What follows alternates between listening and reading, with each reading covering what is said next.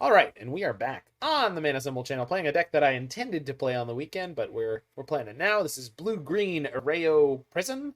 Erayo and Karn's elopement has returned, but Kinnan is there to grease the wheels. So, what are we playing here? Erayo Soratami Ascendant is one of JiggyWiggy's favorite cards to brew with in Modern.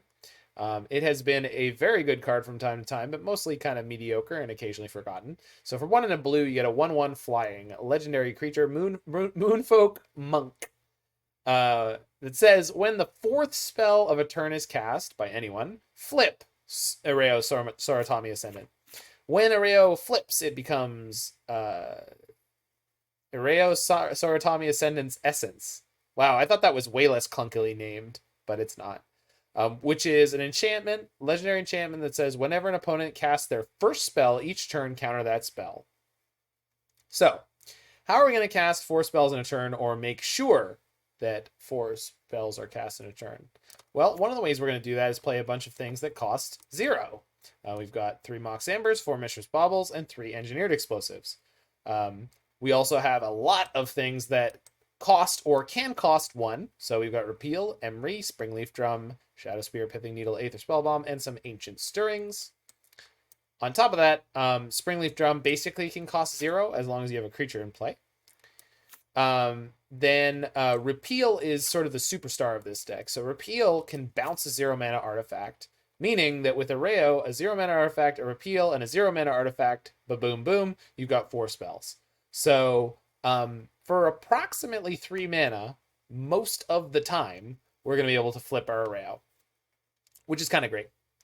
The question is, what do you surround that with? We don't need to be playing Ancient Stirrings. The core of this deck is mono blue as is, and it has found challenge level success in Esper Shells that we're playing Unearth. In this case, we're teaming up Erayo with the blue-green colors. Kinnan, Bond, or Prodigy means that your permanents, your non-land permanents that tap for mana, add 1 additional mana. So that counts Mox Amber and Springleaf Drum, which is not a tremendously large number of cards. So I'm interested to see how this actually ends up playing out with Kinnan. We're playing 4 Urza's Sagas, which can fetch out these 1-drops or any of these 0-drops. And then a flipped Erayo is hopefully going to buy us the time for Karn to get prison pieces, for our Urza Sagas to take over on the battlefield. I squeezed in some Thought Monitors in here, just 2 of them, because we're not like a super high artifact density deck, but I feel like just a little bit of grease, a little bit of flyer will be good here. And Karn picks up stuff out of your sideboard to increase the amount of prison potential that you're hitting your opponent with. So I'm interested to see how this all goes as we hop into a League of Modern. It did switch to the correct deck this time. I don't know what dictates whether or not it's going to do that.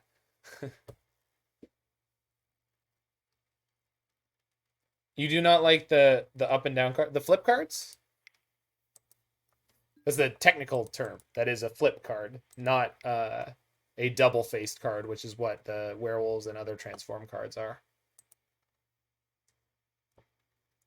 You have to relearn every league why you stop brewing with Erayo. I mean, I think it's pretty clear, Jiggy. Cheap interaction makes the Erayo deck suck. Cut 61st card, offend the Doctor? No. No. If I wanted to offend the Doctor, I would have cut the Gigantha.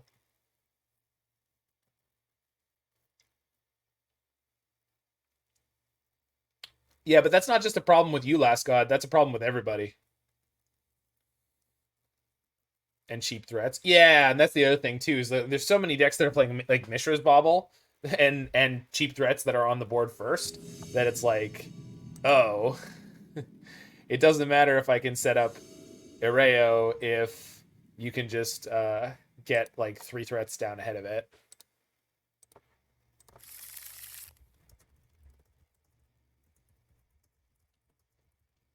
This is a damn good hand. What's the Pendelhaven for, just Erayo? That's a good question. I thought I cut it, actually. So, not much. But I guess just Erayo.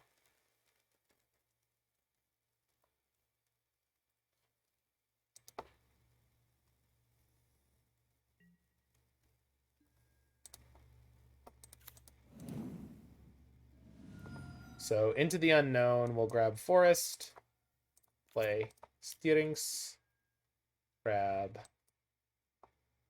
Bauble. Yep.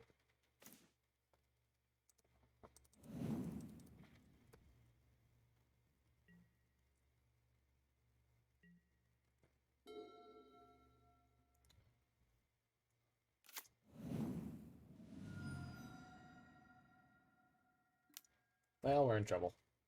We do have a repeal, so can actually play Emry this turn and repeal their monkey, which is pretty funny.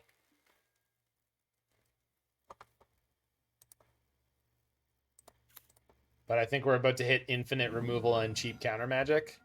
So this is going to be a bit of a nightmare.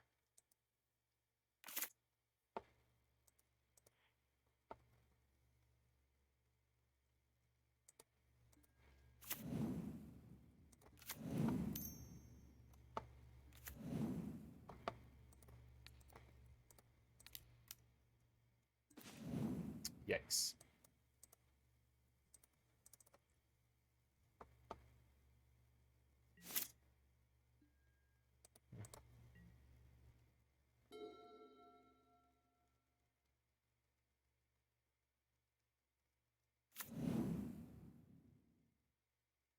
Maybe they're on Monkey Blade and they choose to play Stone. Nope. Okay. And removal spell. Oh, not yet. Yeah, Jake, if we get to draw one extra card off of Emry, I don't really think it's going to mean that we're going to be in a much better place, though. Okay, that's really good for us. That's really good. That's crazy good. I am shocked at how lucky we are. Left it on top? Sure. I mean, what is it? What do you want? Snow-covered island. What? Yeah. They decided to draw Snow-covered island. That's awesome, Ozendy. So I play Karn this turn? Do I have an EE in the yard? I do not. There was an EE on top.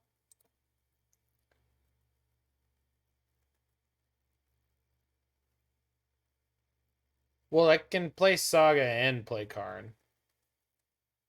Like, one does not... These things are not mutually exclusive. Get Chalice. Chalice for one.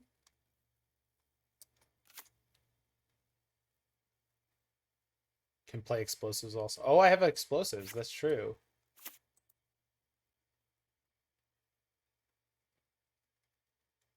No. I think explosives is better.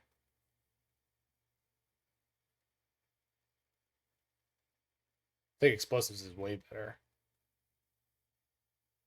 Riggedy wreck. All right. Do that. Hey, thanks for the follow there, Ricardo Diaz, MTG. Ricardo Diaz. Rick and Morty is a good show. I quite thoroughly have enjoyed many episodes of it.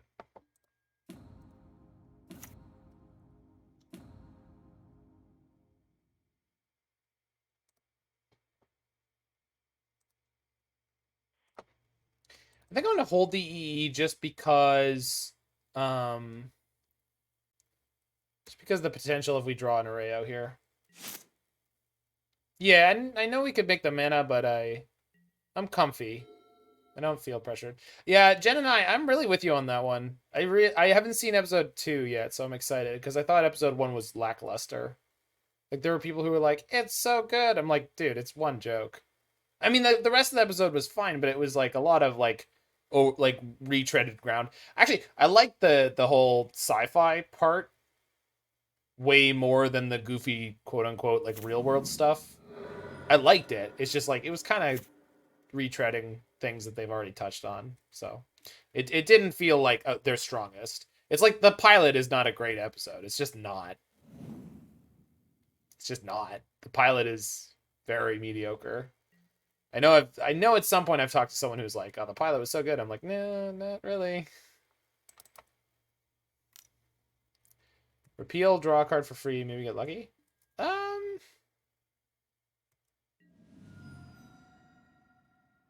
They hit my Erayo. Please, for the love of God, play that. Do it, you coward. You won't. You won't. Opponent's a bitch. Do it. Oh, they didn't do it. All right. There's a Ragavan on top? Oh, that sucks. For me. Trigger? Okay.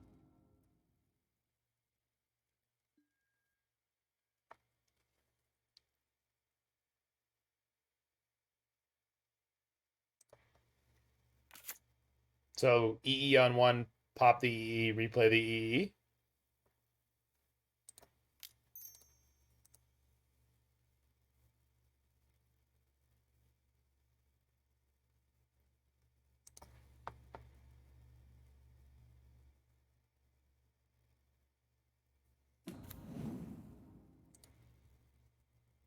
I don't need to replay the EE this turn because I could just pop out a construct, which is probably better.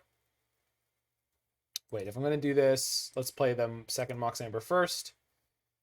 Sequence correctly so that if they have removal... Yeah, when Emry lives, she's unreal. Yeah, I got it, Jig. I got it. This way we could sort of maximize everything. We'll get the Bauble. I'm not getting the EE because I'll have a 3/3 blocker for the Ragavan. This is looking real good. It should not be going this well. I don't understand what's happening. I think their deck is broken, to be perfectly honest.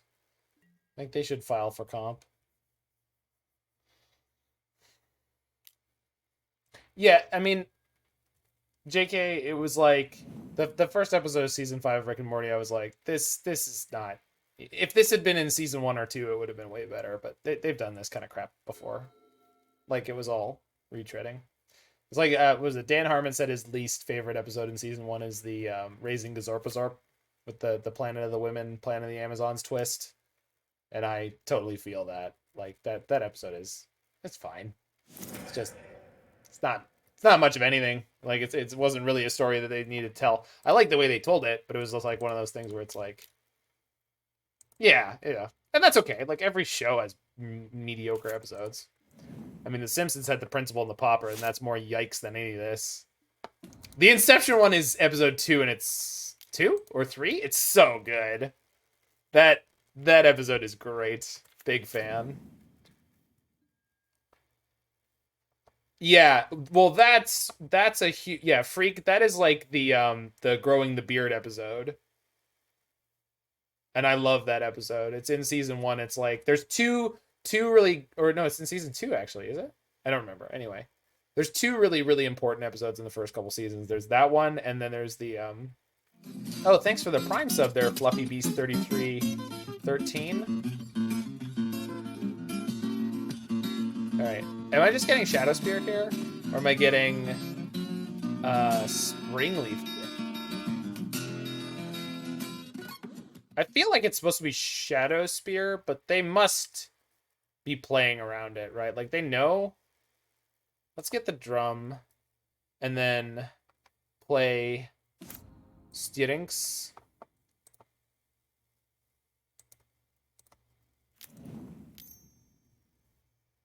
I know the spear is like the default good line, but oh, that's a bit annoying.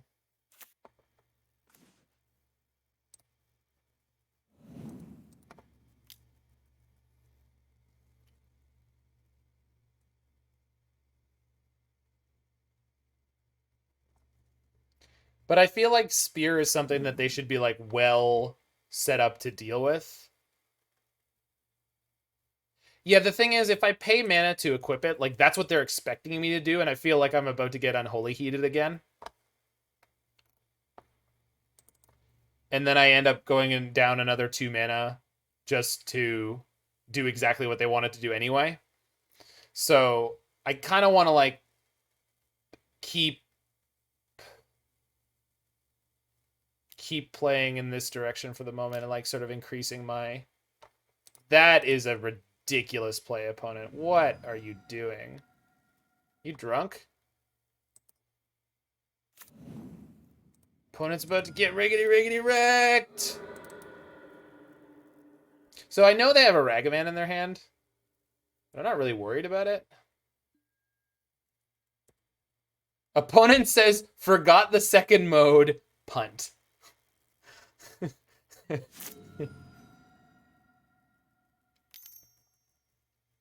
Dash Monkey. Oh. Opponent's expressing themselves. I mean, I like that my opponent was honest about it. They're like, yeah, I fucked up.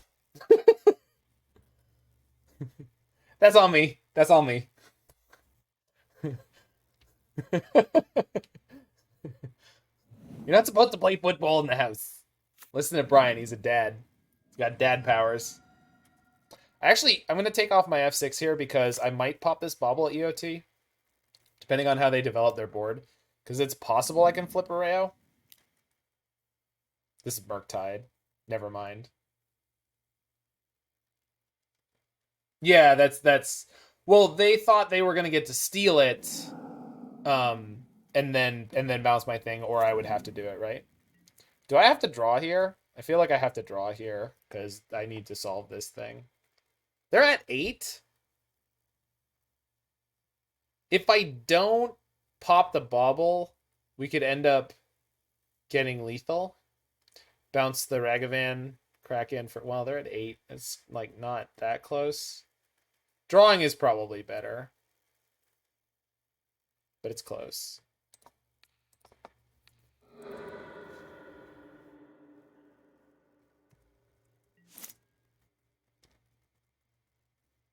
Jeez. That's no good.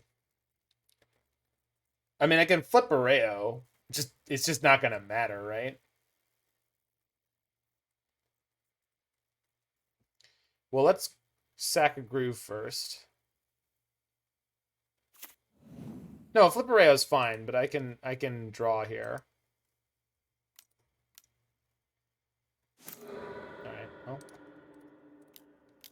So 1.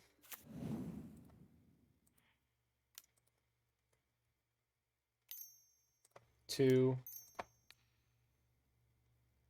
Wait. 4, 4. So if I draw another cheap artifact, I can also force... Well, not force the Murktide to block, but if it does... Shoot.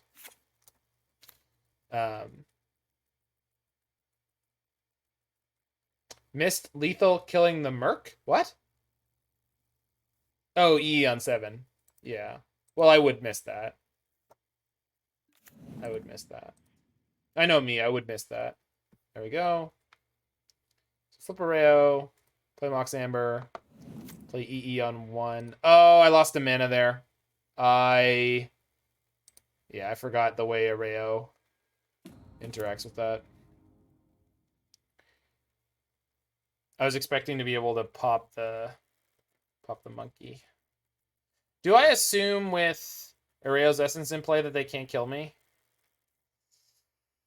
I mean, I don't think it's likely we're fine, but it's possible we're fine, so pass. If they attack with Murktide, we likely have lethal. They can't play Dragon's Rage Channeler. Oh, if they have a second Murktide, do they have enough spells to just kill us? No. But some Lightning Bolts would do it very quickly, so... No, I wasn't attacking Jig. The only reason I was considering attacking is if I could figure out they're going to charm a construct. What? How do you know they have a charm? Did I... What? What? Well, they can play a cheap spell first, Sean, and then play the charm. You never look at your Bauble revealed cards. I don't. I expect them to be louder. Yeah. I mean, I do sometimes. I just don't remember them. I'm sure I read it when it happened, but then I immediately forgot about it, like a goldfish. I mean, we look alive.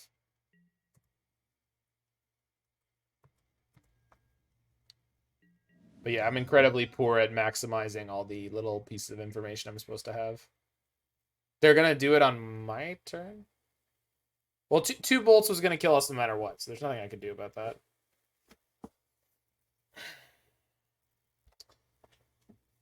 It's the best way for me to, yeah. Because, like, drawing Shadowspear is, like, our best out. Although not really, because then they could just charm that construct in particular. There's a Mishra's Bauble on top of their deck, Jig. I saw it with my Bauble. That's a great draw.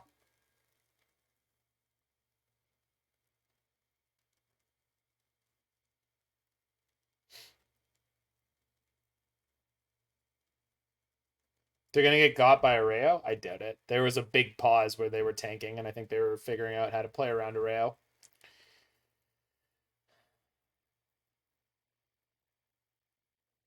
So Saga doesn't really help me quickly enough.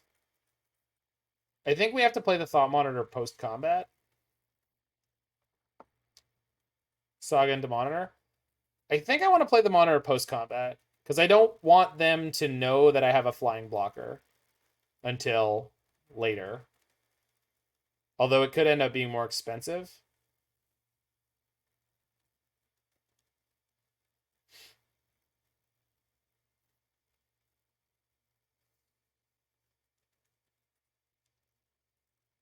You think we cast it now? I think, yeah, you're probably right. Yeah, so so they have an Archmage's Charm, and they're going to use a different spell. But Thought Monitor could draw me into enough artifacts to make one construct lethal. It's not likely, but it's possible. Yeah. I don't know about definitely likely, Jig, but it's possible.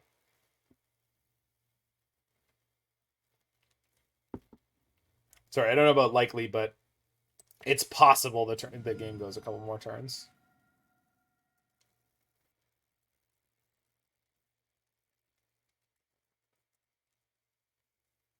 You get 3 cards, I believe you'll find something. Well, we'll see what they choose to do here.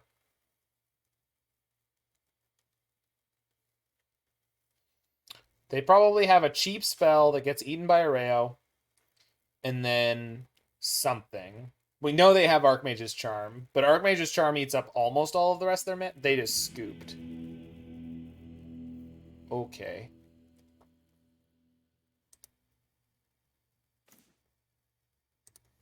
Oh my god.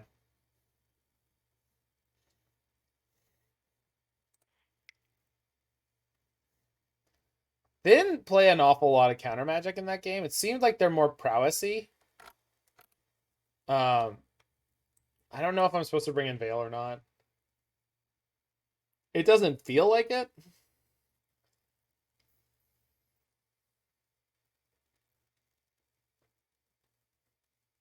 Yeah. It just doesn't help us against any of their removal. And they seemed really light on counter magic. Maybe have just been light too. Yeah, I mean they did play Archmage's Charm, which seemed they're not on prowess. They're definitely on like the blue variant. And maybe they board in more counters. Is green worth it? Asks Sean the hero. Well, the Ancient Stirrings we played certainly was good. Good-ish. But maybe not. We'll see. We'll see. I definitely like exploring these blue cores with different colors complementing it.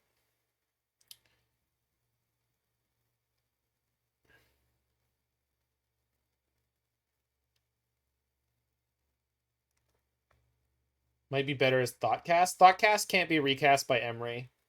So Thoughtcast is a fine card, but Thought Monitor is just I rent from Mana Traders. And as soon as I have a Mana Traders code, I will plug Mana Traders every time that happens. Am I just boarding out the Arayos, Jake? Is this the... Oh, Stirrings might be better than as Thoughtcast? Oh, yeah, that could be true. Huh. I like that. I do like raw cards. Stirrings is nice because it digs 5 deep and can hit Karn, but I do like raw cards. Let's go mono blue.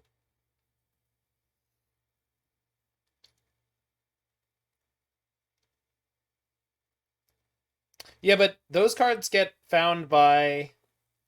You don't think EE is good here? No, EE is definitely fine here. They're playing Dragon's Rage Chandler and Sprite Dragon and Monkey. Keep Erayo over Veil. All right, maybe this is a no sideboard matchup.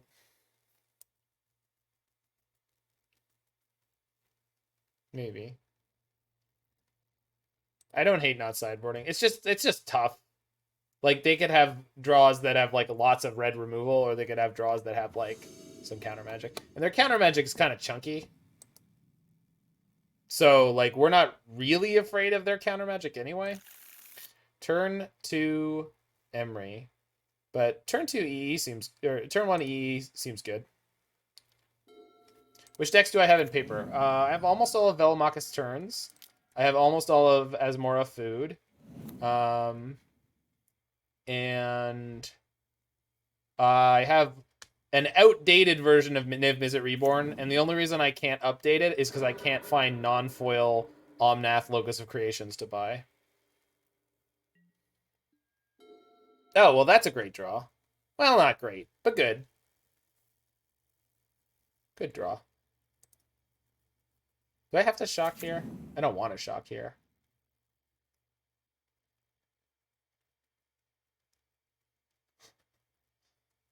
More like Omnath Locus of Text. I love that.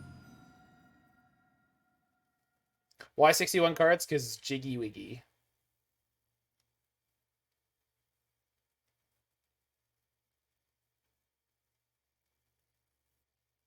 I don't have to EE on one this turn. I could just get the Triome, and then next turn go... Well, no, because I don't have another blue mana. Probably just supposed to shock. Shock, play E on one, and this stops them from wanting to play more 1-drops. Unless they just have a shatter effect. Which, if they shatter my engineered explosives, I'm probably okay. And now that they might slow roll their creatures, maybe we end up casting Repeal on the Channeler. I think I might have a JiggyWiggy.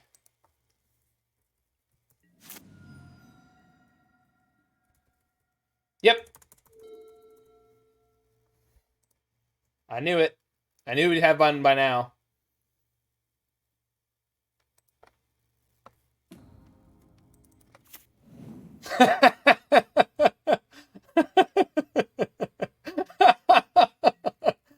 No, I think I'm following my... So, I mean... Oh, no, Mox Amber lets me cast the Repeal anyway. Yeah, we play an Emry here and do a Bolt. My bad. My bad. I mean, maybe they have a counterspell, which kind of sucks.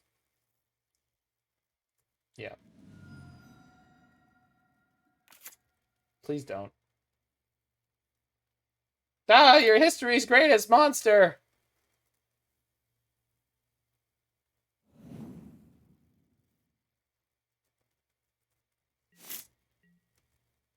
Drawing the third Emry is not my favorite thing that has ever happened. Today marks the day where my hair is down to my butt without me leaning my head back. Nice. Stern dismissal. Alrighty. Oh! Ugh. Gross. You bounced my land. That's okay. I'm just running back the last turn anyway. I didn't have any good plans for this turn. Listen, I wasn't going to do anything on summer vacation anyway. Screw you, opponent. I wasn't doing anything on summer vacation anyway. I don't care about going to Becky's beach house. Oh, you want exclamation card? Space card name. Sean.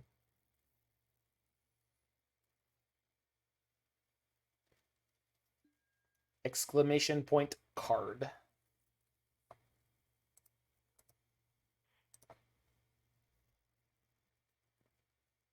Now I just hold up the EE and the repeal, though. Stream Decker isn't updated. Thanks, Pogo Shark. I forgot to switch it over. Someone asked for the direct link for this deck earlier, and I guess that was in my brain. All right, Stream Decker is now on the correct deck. Thank you so much for helping me help you. Lightning Bolt. All right. Well, what are the odds I'd have another Emry? Possible Dargon? I mean, there's nothing I can do about a Dargon if there is a Dargon, so I don't know. I know what you want from me. We're definitely bobbling this turn. They're down to 2 cards, though. Feels pretty good. Like, their resource situation is not the best. Man, they're flooding. I guess that's why they've been shooting my... They're drawing another land? Hell yeah. Kinnan? Now, that's a name I haven't heard in a long time. Long time. You know Kinnan? Of course I know him. He's JiggyWiggy. I think I'm playing Kinnan into activate Saga, and just hoping that it resolves. They have 2 cards. I'm hoping they're both burn spells. 1 time. No Archmage Charm. Yes. You'd have repealed instead of EE. We kept the Erayos in. And repeal teams up with Mox Amber really well to flip an Erayo immediately. So that's kind of where my brain is at in terms of keeping the repeal. It's also, the EE is an onboard trick, whereas the repeal is not. So I think that's where I'm at.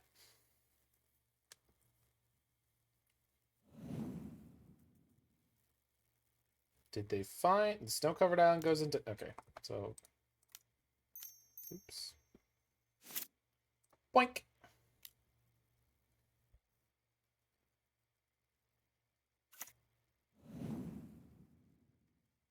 They haven't played their land from exile yet? There it is.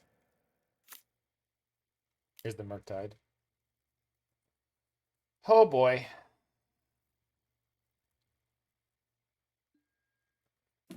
Jesus, that thing is such a beating. Land, please.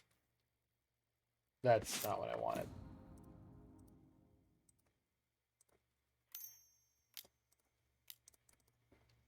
That's not bad. So again, going for Springleaf Drum.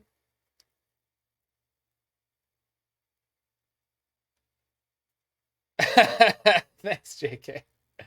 I do what I can. Two mana, 8/8 flyer that can't be pushed. Seems alright. I don't know. Oh, we have Spellbomb. Yeah. Well, but I don't have the mana to activate it. So hopefully we don't die, I guess.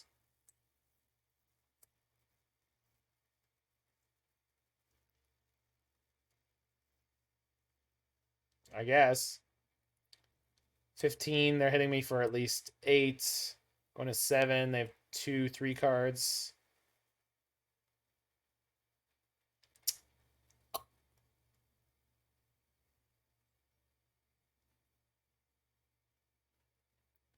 I mean, I wouldn't call Shadowspear an out here, but it's not bad. Just concerned.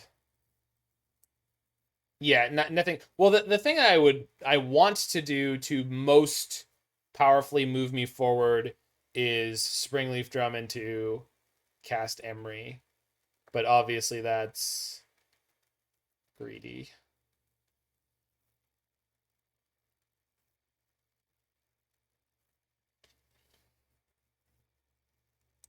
All right. I mean, we won the last game through some pretty long odds, so maybe this will work. And we do have the Emry, so like they have to have more removal, which a lot of their burn stuff is anyway, but okay, another land is a good sign. Attacking for 8 is a good sign.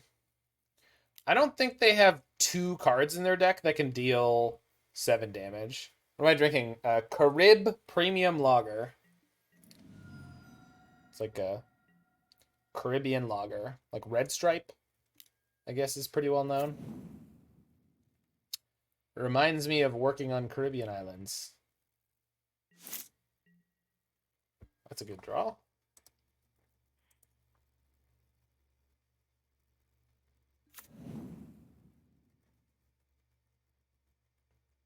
So attack for 10, post-combat Emry, and then I have Repeal and Spellbomb.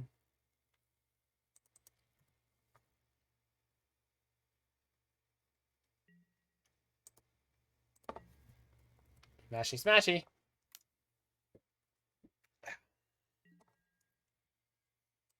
Ragman Chump Block? Monkey Block?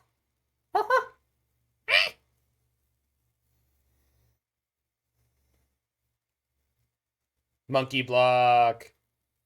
Monkey Block and Lightning Bolt? Me no likey.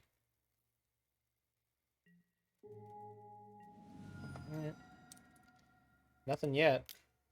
Monkey under the bus. That's funny. I like that. Come on, monkey, get under the bus. Ah. Okay. So now whatever removal they had to deal with anything else is squarely pointed. Okay, I'm assuming the last card in their hand is a bit of a dud. Red Mojo. I was literally thinking of him. The Helper Monkey. Homer's Helper Monkey. Okay, so they gotta have an out to the Loch here. I mean, they don't have to. I'm not gonna kill them immediately, although it's not far. Has Monkey Blade fallen out of the format? Alias taken, I'm gonna be straight with you. In terms of absolute tippy-top competitive events, tippy-top is, of course, a technical presidential term that I don't expect most people to understand. But in terms of the tippy-top of the metagame, which, again, military, presidential, competitive term, yes, I believe that is the case. Monkey Blade is not doing it anymore. Hey, how's it going, the one? Monka?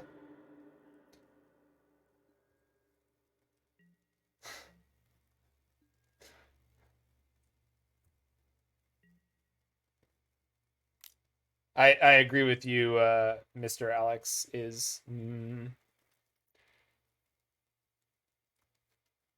The fact that they haven't done anything yet means they have to have a lack of answers. I think I can pop my Bauble here. Maybe they're waiting until... No, why would they have waited? Oh, because I had the Spellbomb. All right, let's... Okay. Are they... Nope. All right. Do they know we just bounced it again? Maybe they have a counter spell? Actual factual counter spell? Is this Sultai game objects? No. They have a counter. Yeah. Shit, and they have exactly enough damage. That's such a tilt. It's Force Negation too, so like even if I can buy a turn. Alright, so we gotta Repeal to dig for Thought Monitor, because Karn doesn't get me anything useful. Oh, Karn gets me the Spellbomb, but I don't have enough mana to cast and activate it. That's cute. Gosh, it's so close, but I can't do it. Yeah, Karn can get it, but it doesn't matter right now. Okay. No, really. I'm interested in other spells. No, not that kind of other spell deck. Too bad you can't Repeal for 7. I mean, one could Repeal for 7. Last card was Force Negation. Yikes. Alright, well, game 3 it is. Man, that was close. I thought we were going to get that. Yeah, it can, JK. Veil that? Well, I don't... I mean, we didn't draw an Erayo, right? Like, no, I think we're fine. We just didn't draw Erayo. Yeah, I know Mir. I'm aware. I I tanked a bunch once that Murktide was down about some of our decisions where it was like, Crypt in? No, no Crypt in.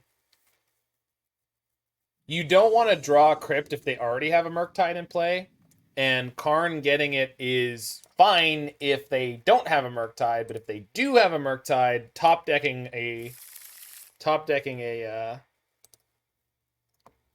Crypt is bad news bears. Oh, we're trying to do some stuff here.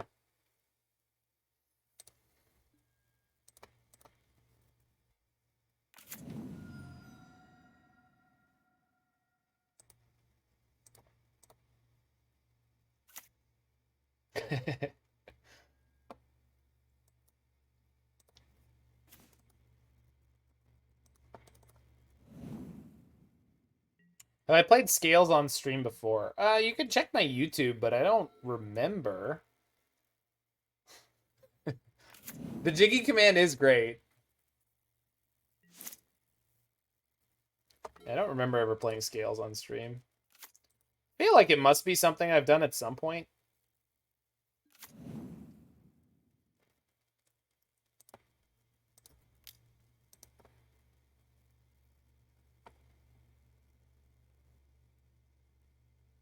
You thought I haven't, you tried looking the other night. Yeah, it seems like a deck I might have avoided for whatever reason. Scales hits that perfect middle ground of like, it's a deck I kind of like and would definitely play. Only Pioneer Scales, okay. I mean, I really like the Hardened Scales archetype in general, but I felt like there were enough people who were experts. I like the Scales deck, like, generally. Well, I played Mono Blue Mill last week, Mir. But I could always play a blue black mill again. I do love me some just good linear gameplay. Burnless burn.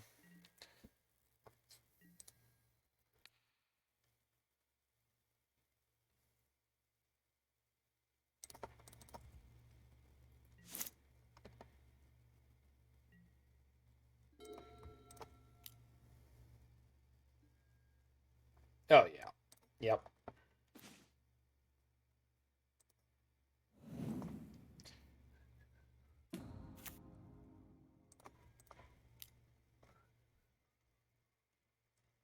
Moonburn?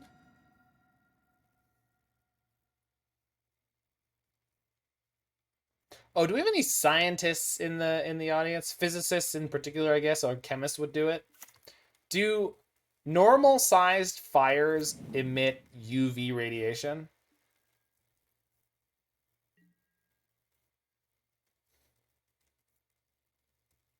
Yeah, I didn't think so.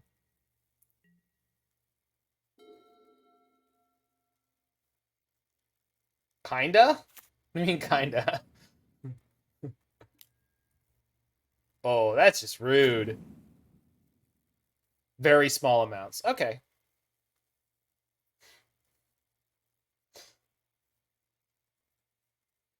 Search spectral calc block black body radiator calculator. I'd rather just have the question answered. I don't need the details personally. I'm not a smart man, but I know what science is.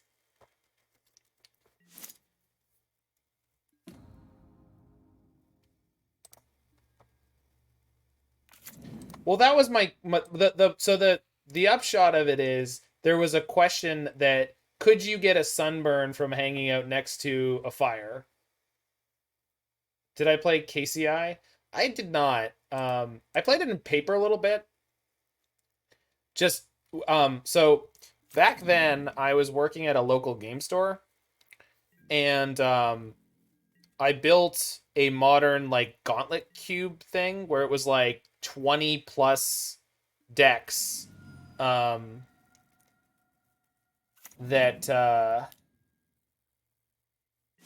that you could just pull out and practice that were all proxies. And at one point I put KCI in it. It was like a month or two before it was banned.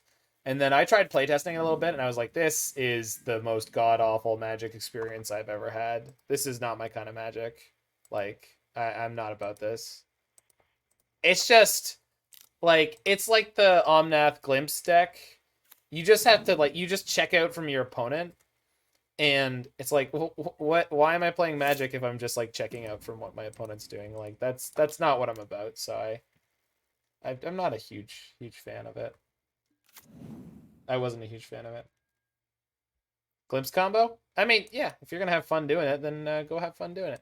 So do I want to needle their Soul Guide Lantern? I feel like I do. It might be a bit much, but I'm going to do that. It's the kind of Magic you like to play. Hey, there's nothing wrong with that. I just really don't appreciate it. For an F&M. Yeah, I know my time is a concern.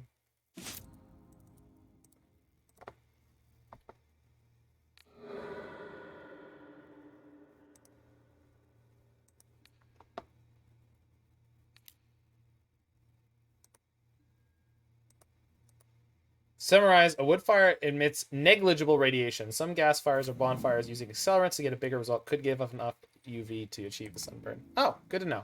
So there's no... So I guess the root of the question is, hey, Hongvi GC, is a nuclear fire like the sun particularly different from like a scientific perspective than a normal small fire of like, you know, turning wood into carbon via combustion. Wow, I don't even know what happened that game. Uh what? It's fine, Ward. I won. It's fine. Yeah, okay. So it does emit radiation, UV radiation, but like by a tiny percentage. Hey, thanks, Atios. I did it. Hooray.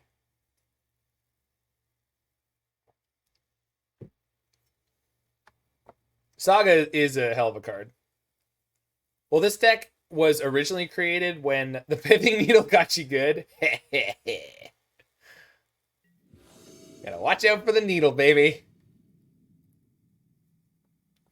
I mean, fusion from the sun is different from combustion from a campfire, but it's like, from a physical sense, is it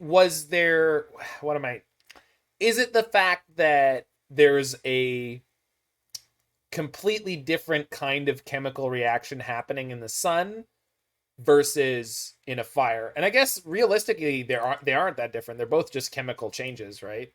Just one is on a completely different sort of scale, let's call it. Can I keep this? This is really bad. I cannot keep this. Yeah, I understand, but it's like, is fusion different than combustion on like a basic level of like what it outputs? How about the time that Adventures from the Forgotten Realm cards come out tomorrow in chess? Yeah, that's crazy. Yeah, and the answer is it's. I mean, I think there is a qualitative difference, but they also both put out UV radiation. Isn't the phrase "they're both just chemical changes" one of the most broad statements of all time? Yeah, but they're not. It's not like the difference between a physical change and a chemical change, which is like a little bit more obviously. This hand is really, really slow. There's no way.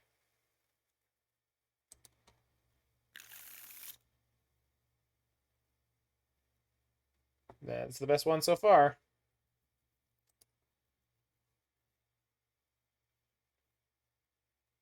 So do I put a land on the bottom and try to draw a land so I can play and flip Erayo on turn 2? I think so.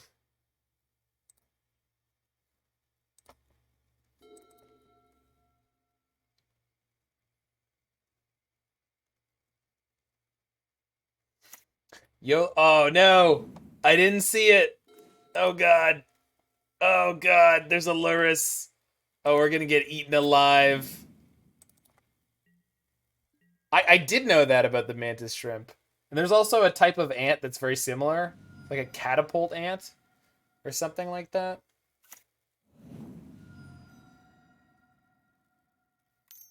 They gonna bolt me? What the hell? That's you're playing your deck wrong. Someone type exclamation point scrub. Not the bullet ant. I don't know. I can't remember. Dothy Voidwalker? Scourge. Okay, that's a little scary. I mean, this is about to be really funny, but I don't know if I'm gonna beat the Scourge that's in play. Wow, the land helps. So Saga. Erayo. Mox. Bauble. Bauble. Float a man in response. Okay, resolves. Alright, your move, Yugi boy.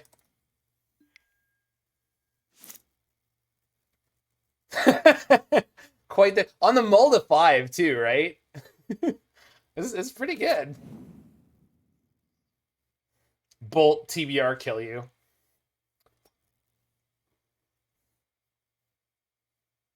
Yeah, the bolt was justified if they had that. Sorry, I didn't go back and sort of look at my statement. Okay, that's scary. Oh, Thoughtseize? No.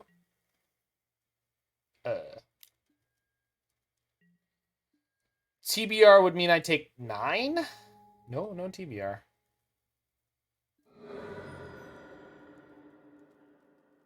Oh, it'll definitely be an issue, but like, I have a Saga in play. Oh, they have a... Oh. Love it.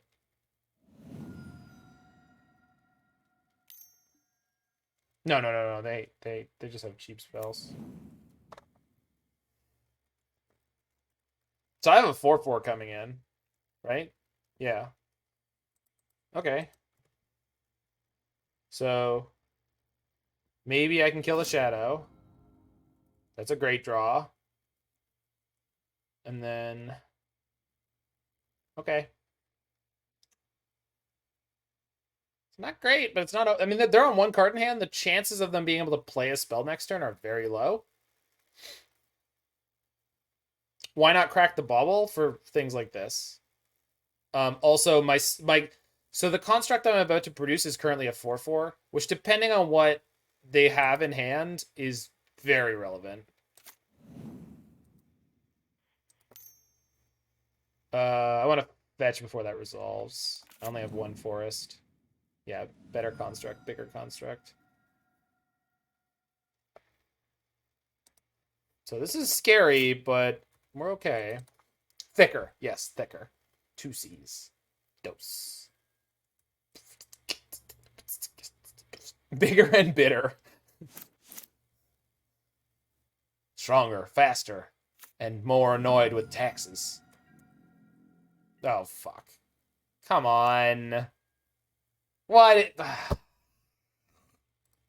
Fine. Fine. We get Aether Spellbomb next turn, and if I don't make a construct, I can bounce both their creatures. So that's good. So we'll just take 6. Which I guess means I should double draw this turn. Since I'm not making a construct next turn. Let's look at my mana. So I have 1, 2, 3. What do you... No, don't... Oh, they're putting Lurus in their hand.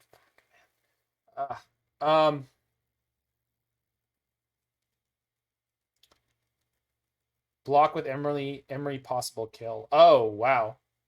No, it was a guaranteed kill, right? It was a 4/4. It was going to be a 5/5, 6/6, and then put the Shadowspear on it, right? No, I'd need multiple mana for that to happen. Well, now that I'm here, though, I think we just go double draw, play the Spellbomb, or get the Spellbomb, bounce one of their guys.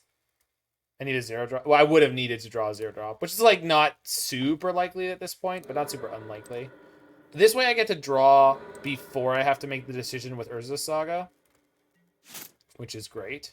So if I find one of my 3 EEs, We should be in the clear here. There's a lot of ways this can go really well for us. And a couple it can go badly.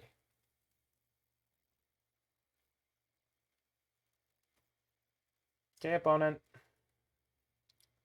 There's no way you're casting anything. There we go. Good draw. Okay. So make construct blue 1, but I'm short. I'm short. So Spellbomb, play Spellbomb. 1, 2, 3, 4, 5. Play Spellbomb, replay Spellbomb, untap Emry, play Bauble. That's pretty good.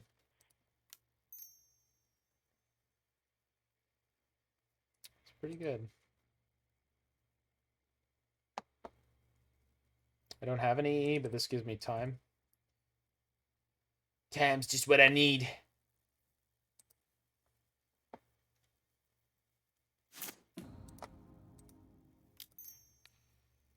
Poing.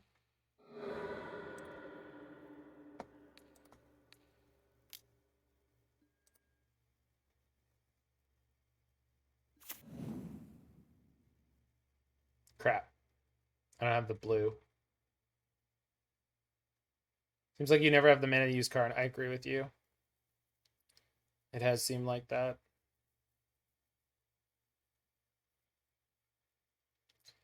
Do I want to bounce the shadow during their turn? It doesn't matter. It doesn't matter.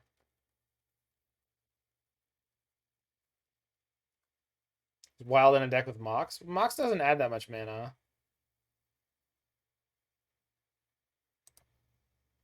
Just bounce this, play a tap Braining Pool. Yeah.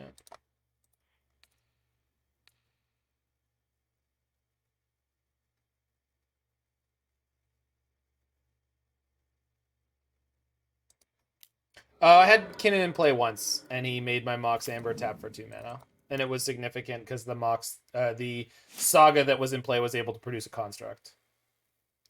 But we're also only playing 3 Mox Ambers and 2 Springleaf Drums.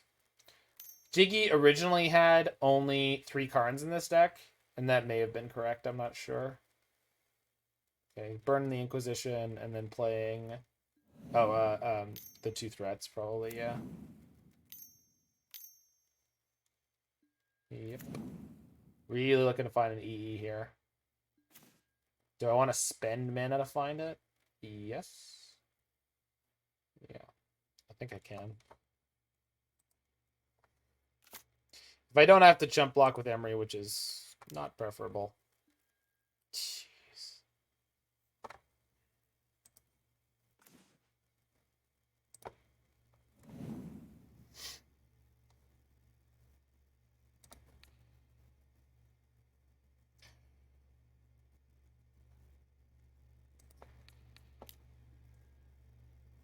So it looks like I'm going to 1.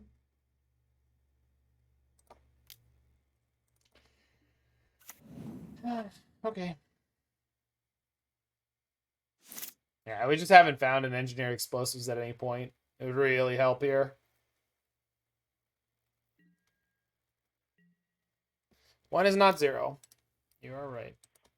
It just means this card in my hand is no good, so. Dominaria Karn? Maybe. I don't believe in that card in Modern. So I... Alright. What did School untap? She's right there in play. School untapping Emry is crazy good. We're just under way too much pressure here. E off the top. That is the farthest thing from an E. We could have untapped Emry. Yeah, and then done what? Oh, cast a Bauble. I meant to do that. And if I'd done it, it wasn't going to matter.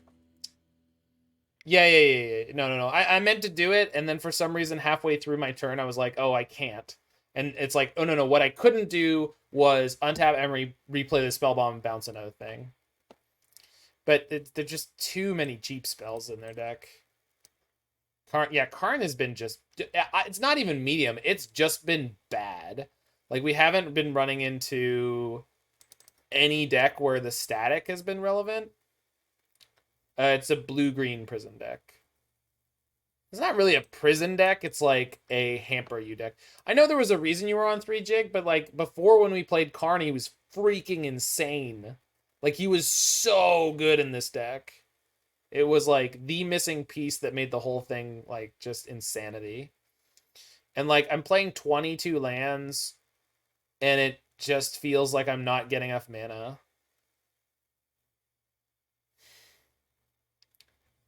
Yeah, I know we had Uro.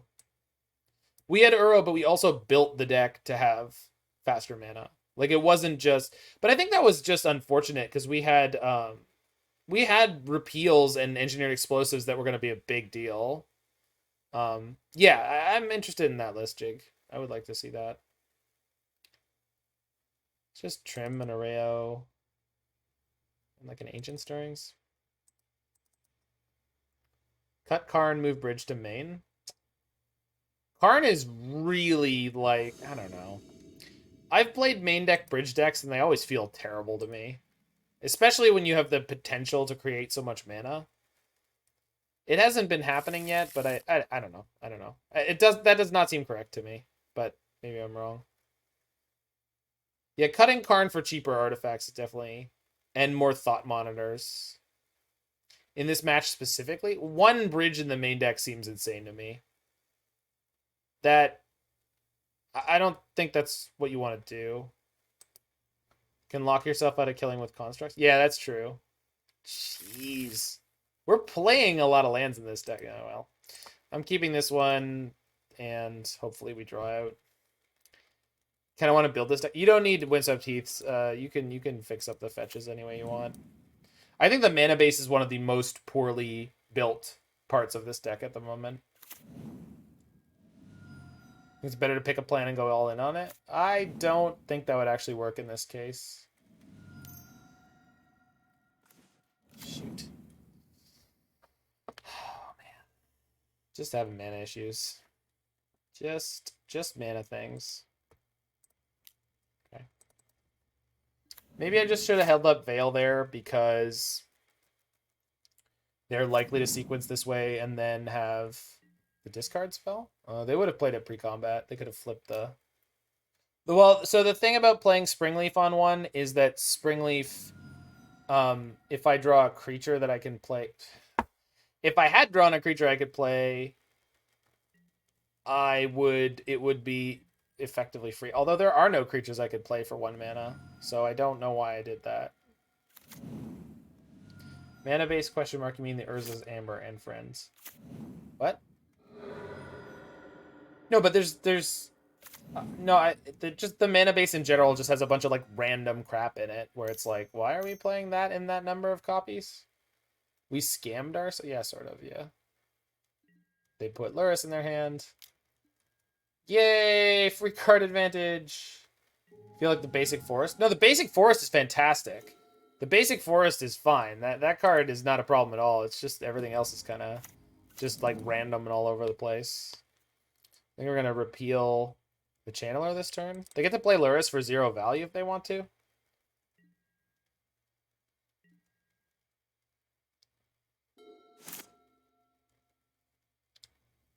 You are supposed to split your off-color fetches if you have 1 clear primary color, yes.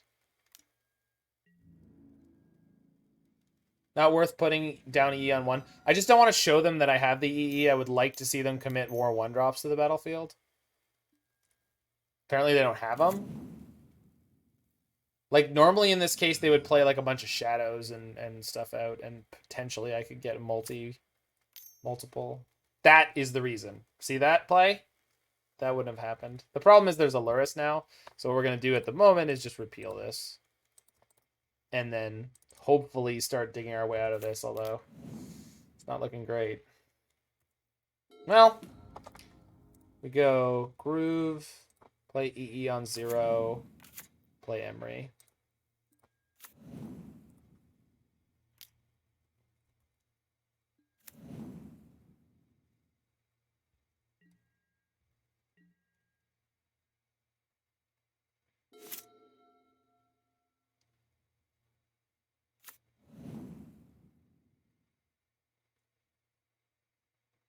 Why 0? To make Emry cost 1 less.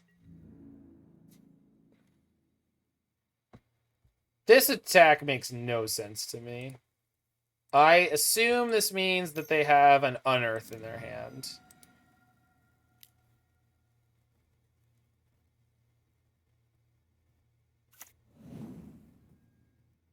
Pepperoni? They literally haven't gotten any value off this Luris.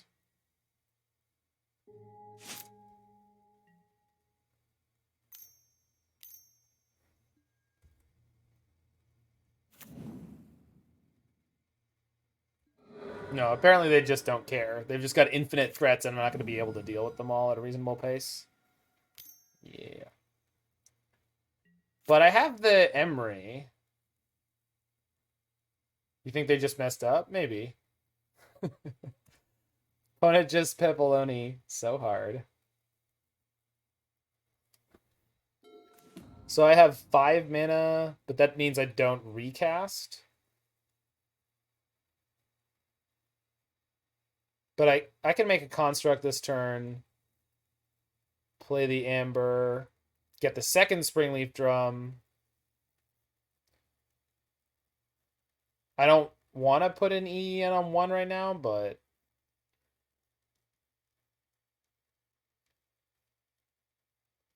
So, 1, 2, make the construct.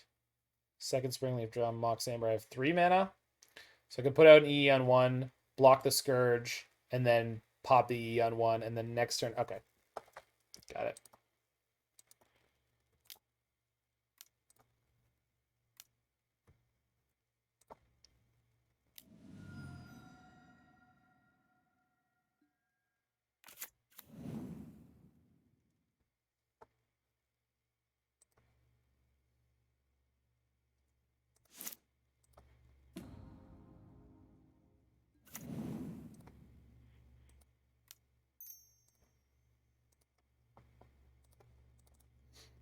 We're doing stuff.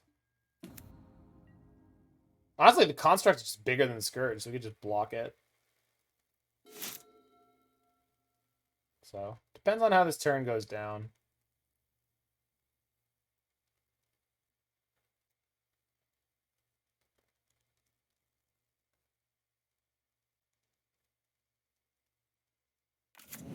Bloodstained Mire. Man, they are flooding. Still at 15 somehow? Should have tapped the Mox. Yeah, that's fair. Okay. ¿Qué es esto? What is happening? They have a bolt? That's fine. Okay.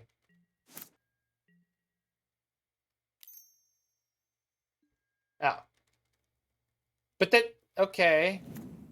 But then, okay. But what? Sure.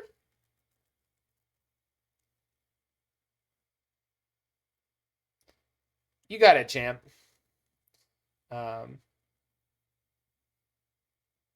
This game is confusing more than a little. Well,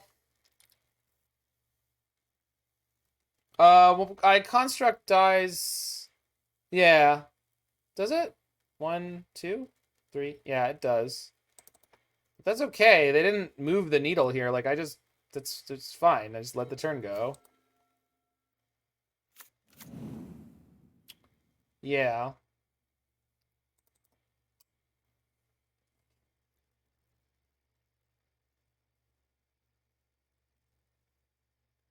So, float mana. But I have to pop the E on 0 to... No, I don't.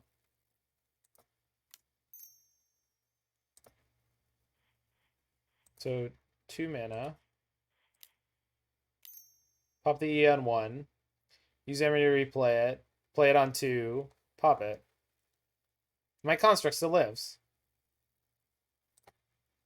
Do I want to tap Emry? No, I need her. So... Oh, but I'm a mana short now. I see. One says literally only drawn lands, so that's sick. All right.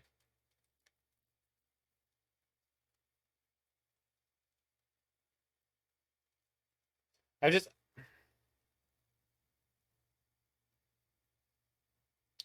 1, 2, 1, 2, 3. I'm just 1 mana short here.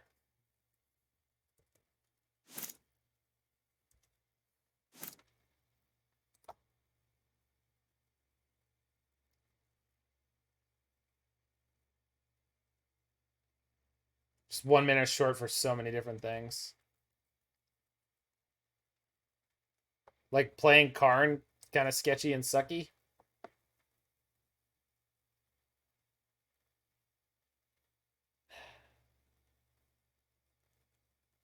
Yeah, I know, and like this deck should hit more mana than this. Chalice help? Well, yeah, but I can't. Playing Karn this turn means I have to tap Emry for no value or tap the Construct, which is not like, no, it doesn't. Not really. I think I'm supposed to sack the Waterlogged Grove, which obviously doesn't help my mana situation, but it might find me something more useful. I don't love it, but I think this is the line. Jesus. Okay. Fine. I guess we live here now.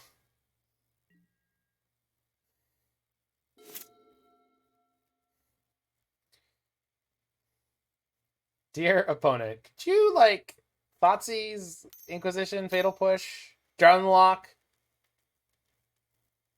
I'll take it. I will take it. To put Thoughtseize in. This is an instance that their Dragon's Rage Chandler is going to flip. But that's fine.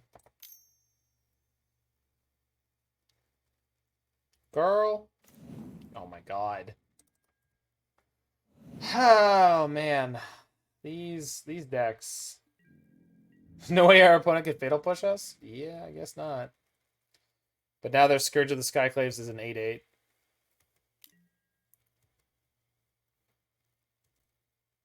Just the way our mana worked out this whole game has been really bad. Really bad.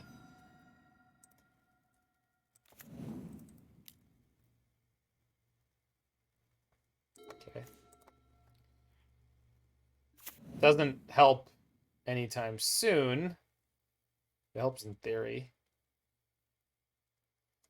Oh, man.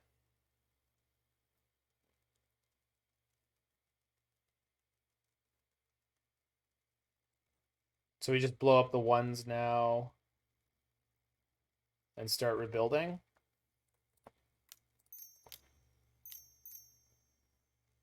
Sucks to be me, I guess. Could I have popped DOT? I bet I could have. I bet I could have, and I just missed it because I was being shitty.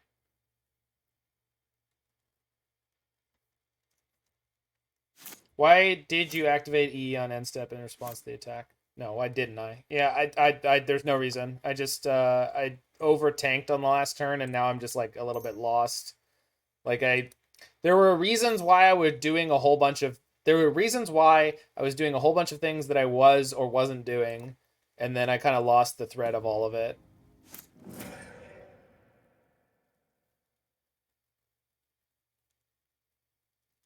It's just a lot of stuff going on these boards. Yeah, I definitely should have done one or all of the things that people are suggesting that I should have done.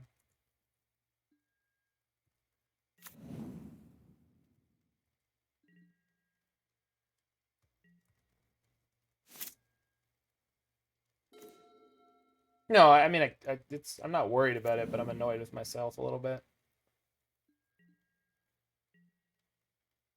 Yeah.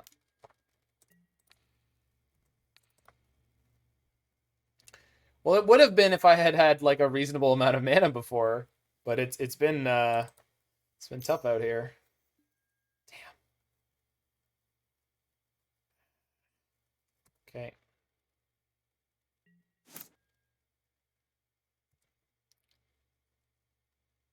Good draw. Mana neutral draw. I mean, it's really bad.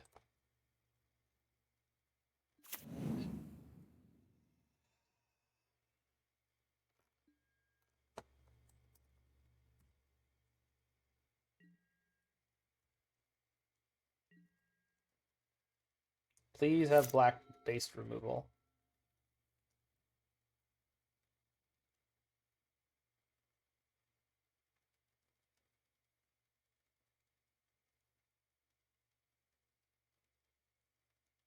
Black-based removal. That's what I want to see. Bring it on. I'll take it. It's not removal, but I'll take it. Boop. Girl.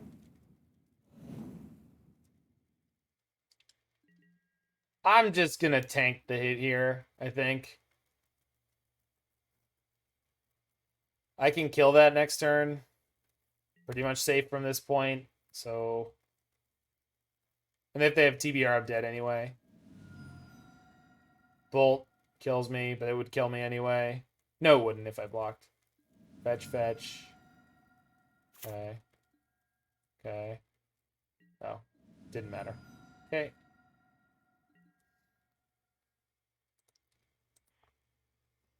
Chalice on one-off Karn. Yeah. I mean, if we ever get somewhere where that's a reasonable reality.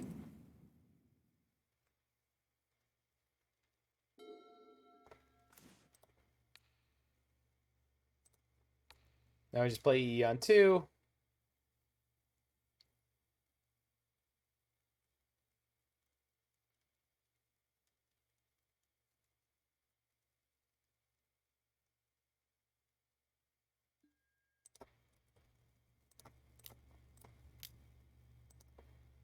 Flip Erayo? How? Was that realistic? I don't think it was. You mean just in the future? It's definitely something I want to do in the future. But at the moment, it's not something I have an option to do.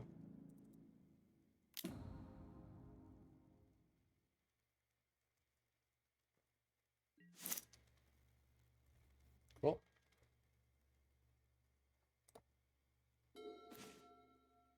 Yep. Yeah, Thought Monitor's coming in now. Which is big.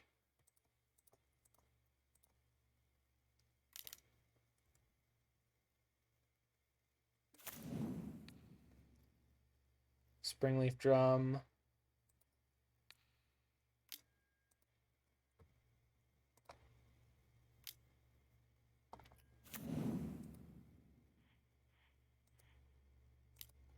Cast Stirrings. Veil can't protect me from most of the things that could happen here. Get Minamo. Okay. All right. We got... Yes, I know they have the clock on their side. I can't make things go faster.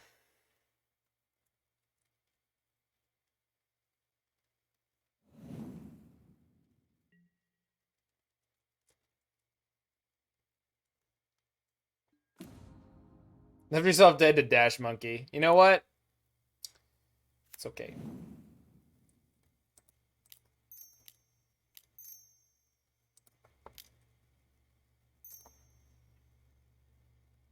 Karn. Chalice. Toss one.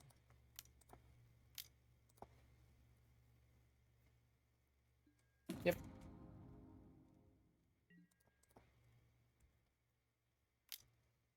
Put on 5.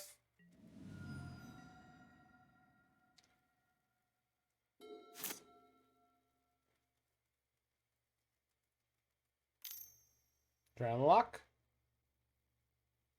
Drown Loch is not scary. Dash Monkey, we're safe. Yep.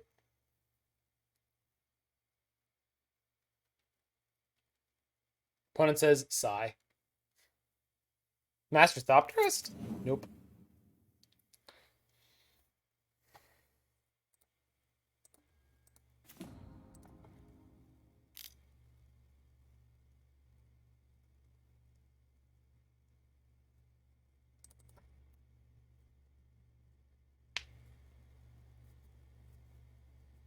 Yeah, CMC is still 1. CMC of every card, converted mana cost, mana value, is the number printed in the top right, unless there's an X in the casting cost, in which case the X is replaced by whatever you paid for it. Damn straight I did.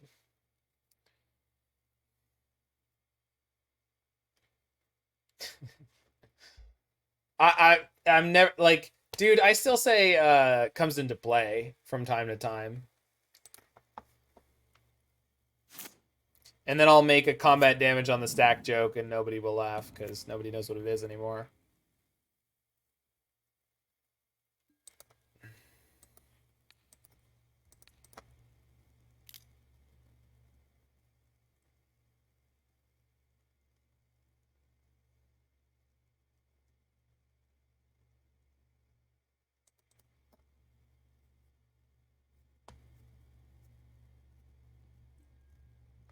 Yeah, the league was really strong. Didn't we have, what was the last round? Wasn't it Burn again?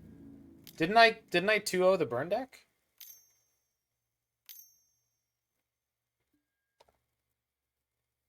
Okay. You got him.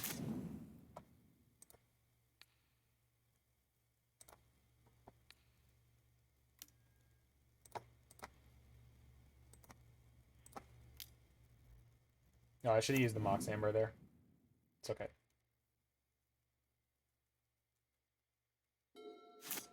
Last round was Murktide. That's right. That's right. Wait, what? No, the last round of the first league. Okay. We got that game. The clock is going to be an issue here. But Veils were fine. Sideboarding seemed okay.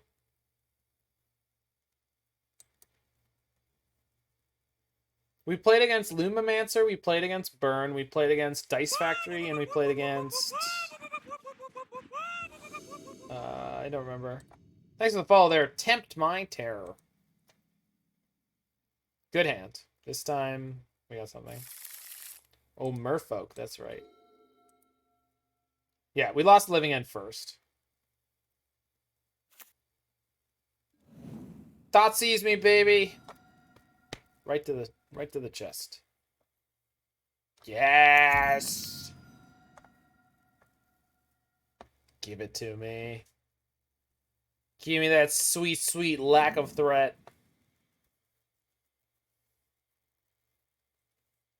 I love it when you don't threaten me, opponent.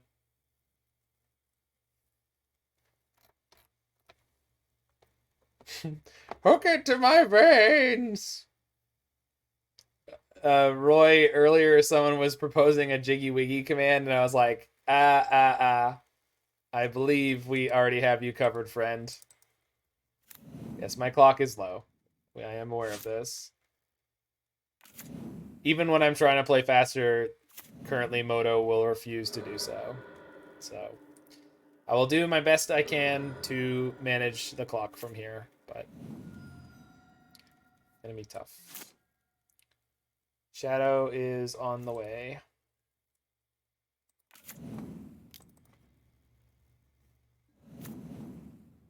I did buy it. It's not here yet. So in 2 or 3 days. Said earliest delivery is Thursday. Dash Monkey? Crap. I mean, that's hitting me.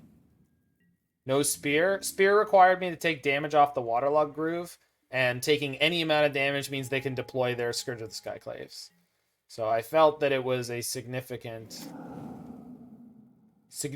enough reason not to deploy a Spear that wasn't really going to do much for me. Now they've dealt damage to me, so there's no problem with not doing it. But there's the Death Shadow I was assuming was coming anyway, so let's draw land. Please? One time? Okay, that's more than good enough.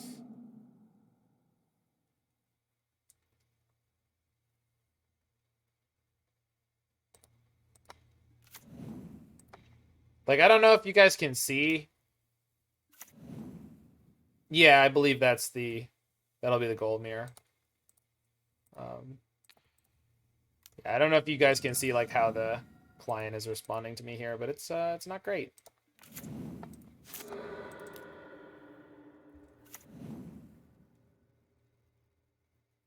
Like part of it is the problem of like habit, where like if I'm not streaming or like earlier in the stream, it's not Moto's fault. It's the streaming that just makes it tough. God, I hate this stupid monkey. Yeah. Please don't hit a bauble. Engineered explosives. They could play it on 1 and wreck my board up a bit. If they want to. It actually doesn't... Like, it's enough of a tempo loss for them, though. I think this is a little bit foolish.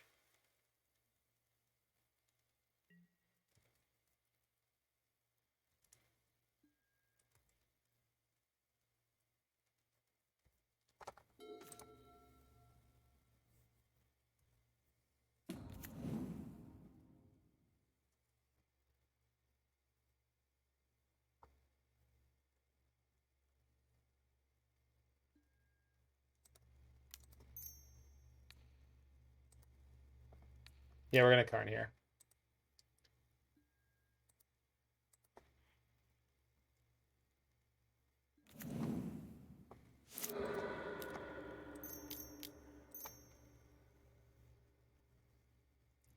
Use it or lose it.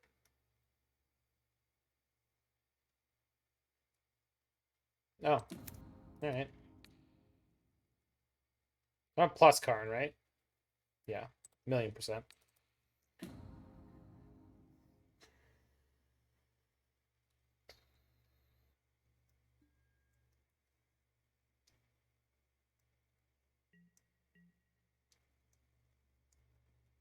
Yeah, maybe. I wouldn't assume that they forgot, but side effects may it's include possible. dry mouth, nausea, vomiting, water retention, painful recollection, hallucination, dementia, psychosis, coma, death, and halitosis. Magic is not for everyone. Consult your doctor before use. True facts. Drown? Hercule's Recall. I mean, it's not really that bad. I was expecting to have... That's fine. Oh! It's owns! I was not expecting that. It's not control, it's owns. Weird. That was not what I was expecting to happen there. I understood that reference.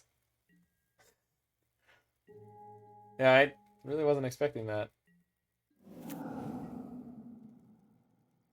They got my Veil of Summer? Choice.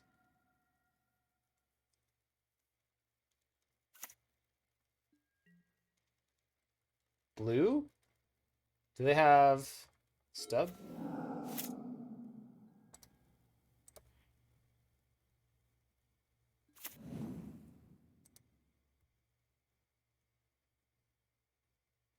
Shit.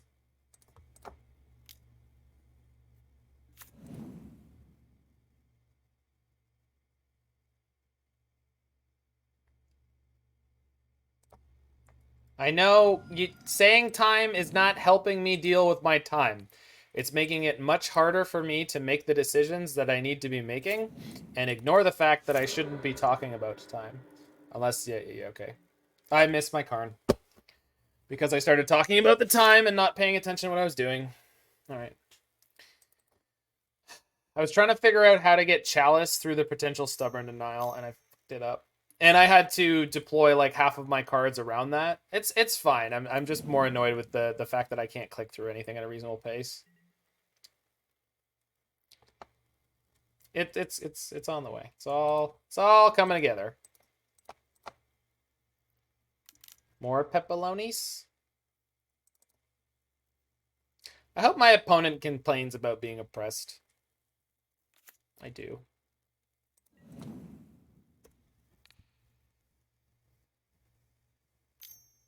Okay. What do you got?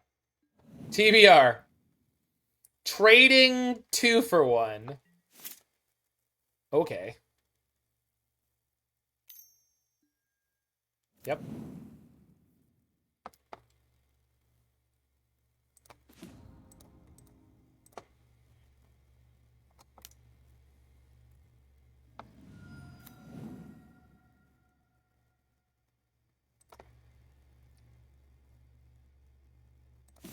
Two plus 2.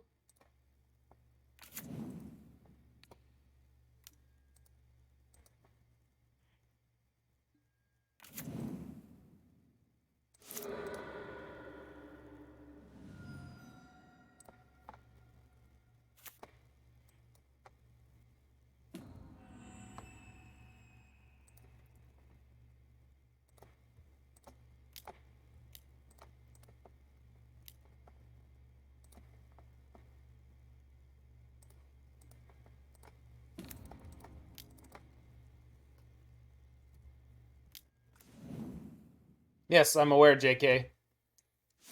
It's also really, really difficult to actually do because the cards don't move at any reasonable rate, like compared to when I'm putting inputs.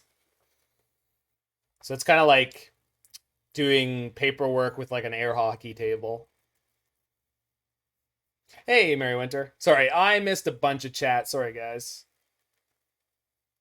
But I think we're in the clear now. Like 2 mana removal will probably beat me because of clock. But other than them having like Drowning Locks, Terminates, things like that. Okay.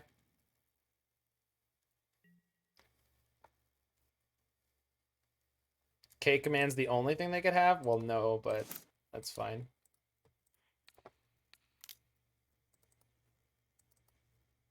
But this doesn't do anything though. This is useless. Cannot be activated.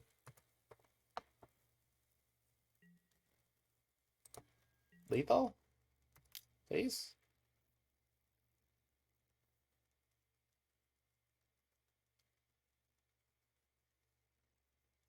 We pulled some pretty cool stuff through this game state.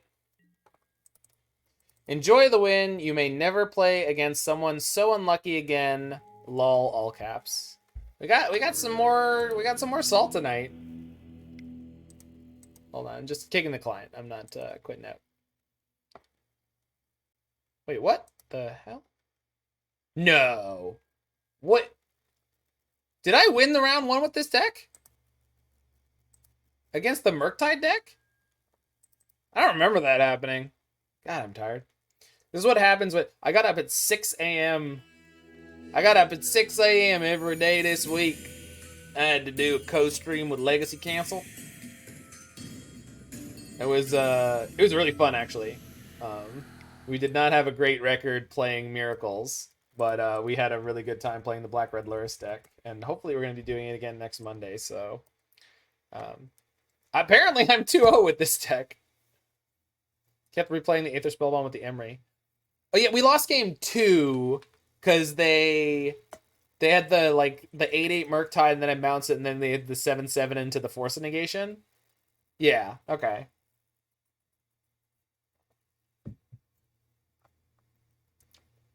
Yeah, no, I just I thought I remember losing the match, but apparently we didn't. So we just beat 2 monkey decks.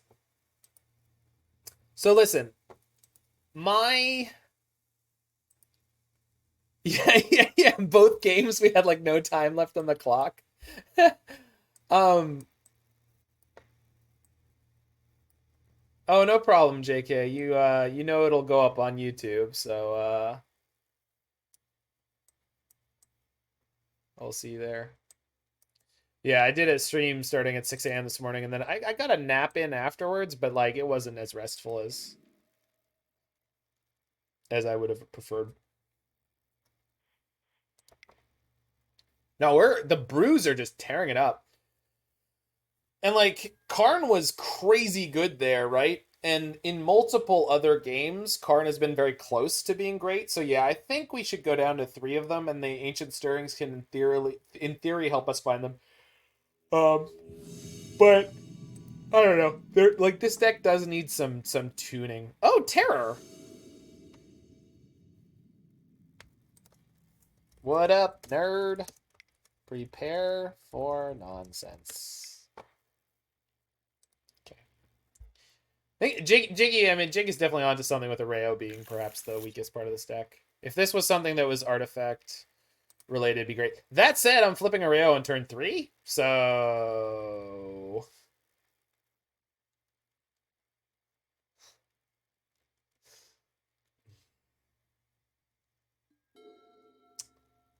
So I think I'll Stirrings on one to try to make it more clear. Stirrings might let me flip it on turn 2. Yeah, that's kind of what I'm looking for. Wait, no, we already have the turn 2, right?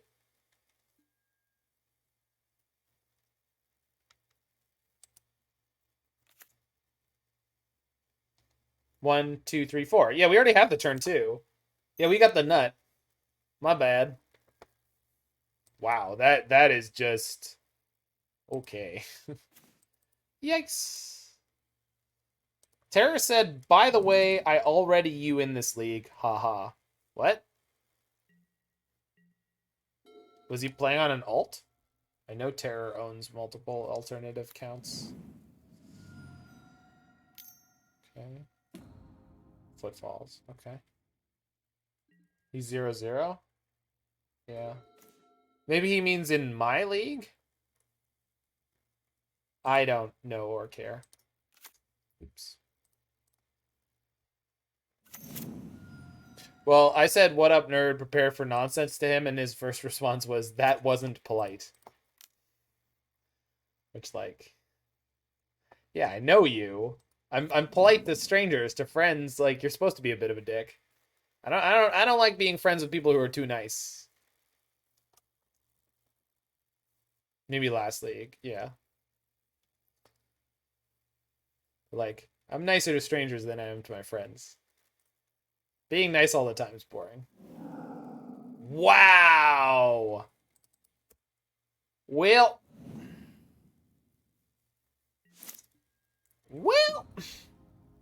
They knew? Well, you don't see the Erayo come into play and not know. But that actually ended up being a better timing for us to get forced than if they had forced the repeal. So I think I want to shock breeding pool. Well, they're going to go rhinos, right? So maybe I repeal a rhino. Oh, thanks, Carrion Lich. I try to be pleasant.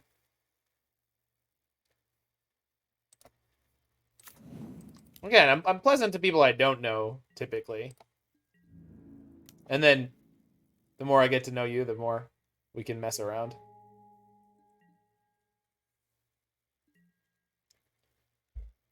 Yeah, so I'm assuming they're going to hit their Cascade here. We bounce a Rhino. And then we go Karn into Chalice on 0 to stop that Footfalls. I'm an adequate judge. All I've ever wanted is to be adequate. Oh, instant Rhinos? Man, I should have shocked the breeding pool. I should have shocked the breeding pool. Oh, hold on. Let's try this again. Force negation. Oop. I mean... Oh, this is good. Because then... Now we go to flip the Erayo, and even if they do anything about it, we get to resolve the Karn afterwards. If they don't do anything about it, we get to play the Karn and flip the Erayo. So they're kind of between a rock and a hard place. Huh, this is kind of working. This time. This time it's working. Oh, yeah. Oh, yeah.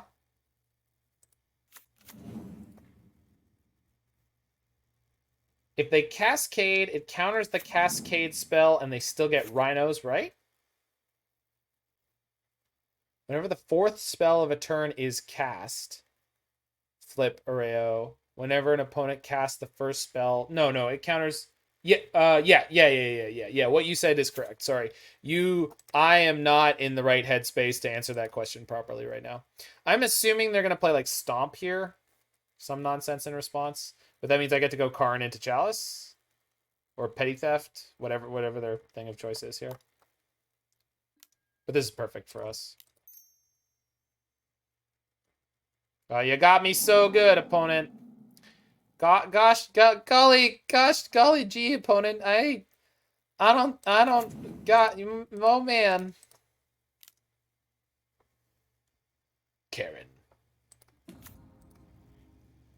Karen, much more terrifying than Karanos.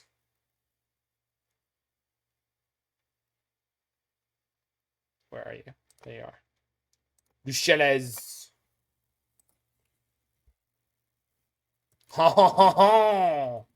Now, it does shut off some of the things in our deck, but worth. Very worth. And they have ways around it, but their Brazen Borrower doesn't bother me because I've got an Erayo to block it. It doesn't. Well, it stops explosives unless I have an Urza Saga.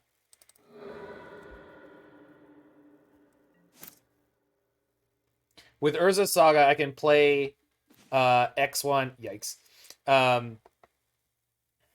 I could play X1 and yeah, she's a 1/1 flyer.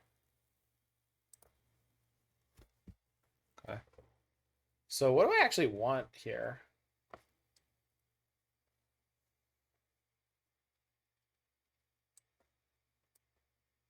Coating seems okay, but only if Karn survives, which I'm not counting on. I do love me some God Pharaoh statue. I don't know. I'm just supposed to get Bridge? I think I'm just supposed to get Bridge. Because with things as they are, Bridge locks them out, so they have to solve. Oh, it was Terror's birthday, apparently. Happy birthday, Terror.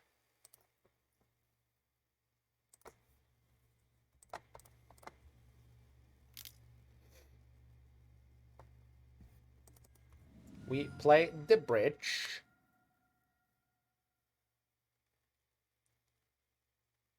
And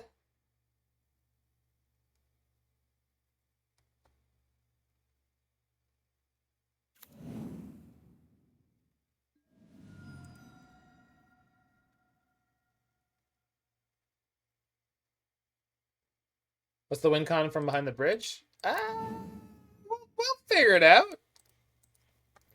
You're asking too many questions. Don't worry about it. I'm sure Jiggy programmed in a win condition. He's not crazy. They can just bounce our bridge? Well, sure.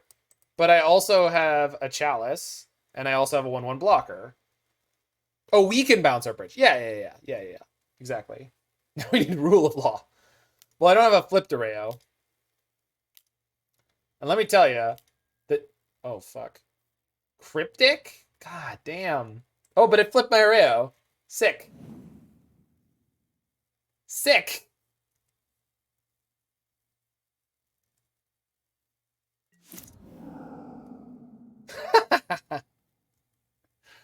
A Lamau.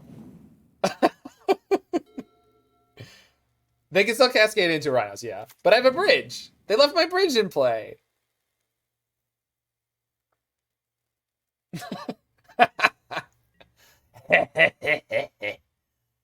Oh, that was hilarious. Oh, I love the way they screwed that play up.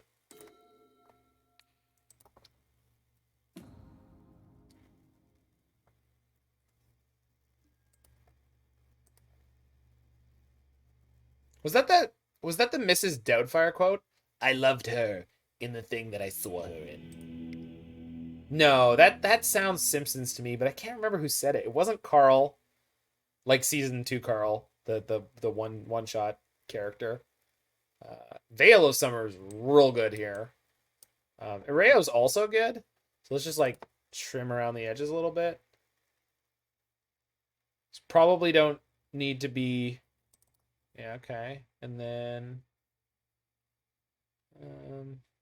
oh, Needle, it doesn't do anything. All right, perfect. Mo? No, no, no, no, no. It's someone with like that real like Harvey Firestein like.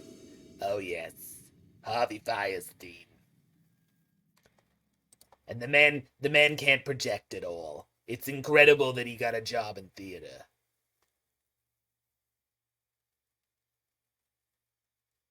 Oh no, it's Brad Goodman. Brad Goodman. It's Brad Goodman. Harvey Firestein did play Uncle Frank or Aunt Jack, which is the in Mrs. Doubtfire, Robin Williams' brother and partner. Which, as a kid, I just totally flew over my head. I had no idea there were gay. Do we have the turn 2 flip again?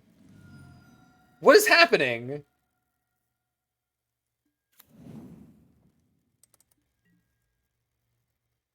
Hey, how's it going, Bedford? I see you have returned to the world of streaming. I think you were absent for a little bit.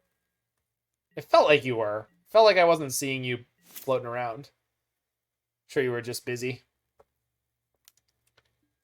Ice? Dude, that's cold. That's cold. Jesus. How you gonna do me like that? Alright.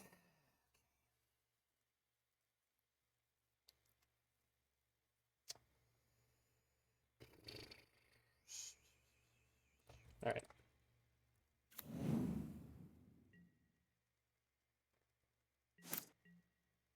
Family golf trip. Oh, that makes sense.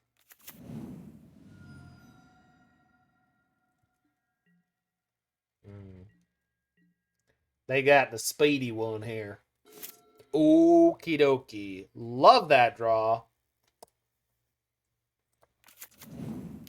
Okay, so if they have, like, Stomp, we'll get God along the way. I'm right, James, bitch! Go catch, Charlie. Go catch. Well, they could have Fire. Fire would be... Zach, why do you say words? I can flip the Dead Erayo. Okay. So I played the Heath so I could have the Veil. But, I should have played the Saga now. Oh well. Oh well. I didn't expect them to have ice into fire. This isn't some kind of song, rock or otherwise.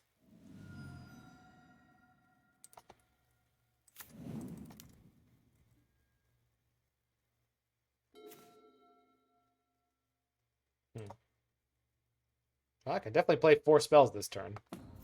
Can I? No, I can't. Why did I say that? I thought it was funny. It's not. Oops.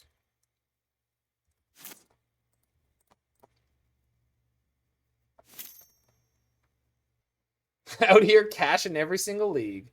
Oh, give me the good stuff. Subtlety?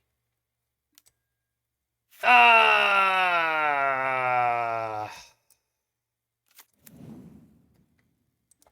That's so annoying.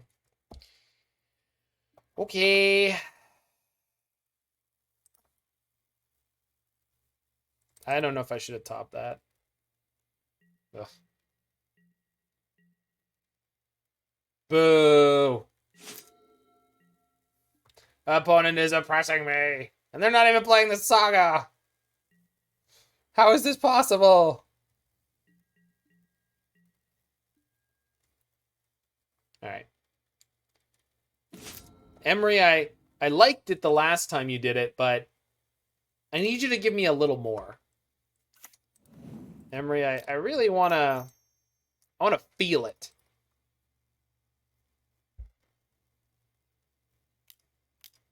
You better not have the second one. You son of a... No, Veil of Summer doesn't work there. Well, and it doesn't counter it. You'd think it would, but it doesn't. It's only spells? What? No. It's just, they're not countering it. They're just placing it gingerly on the top or bottom of your library without it ever being countered. It's being delicately removed from the stack.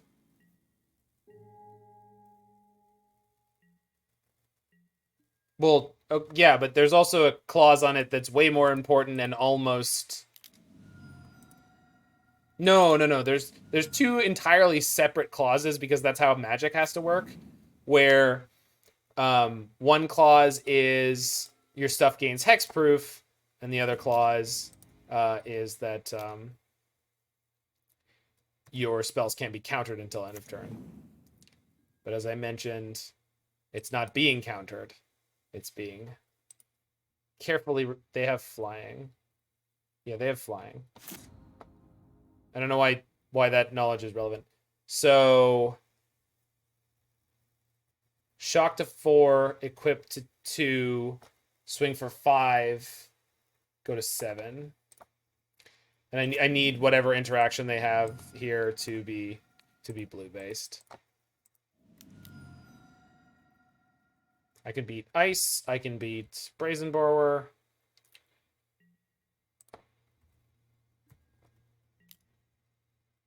Smashy, smashy.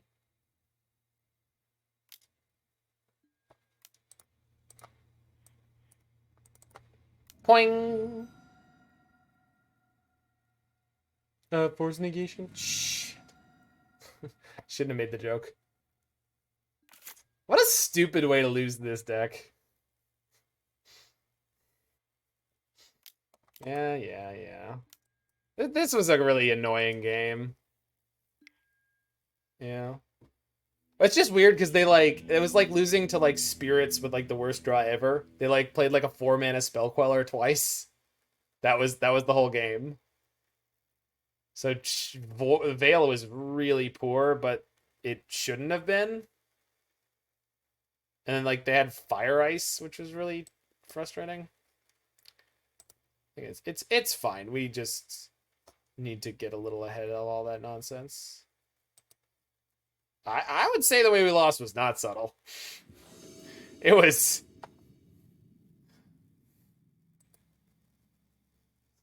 It didn't really feel like any deftly deployed skill. This will be one more league after this one. Probably not. I've had an incredibly long day. This hand is not good. I'm hoping I rip into better.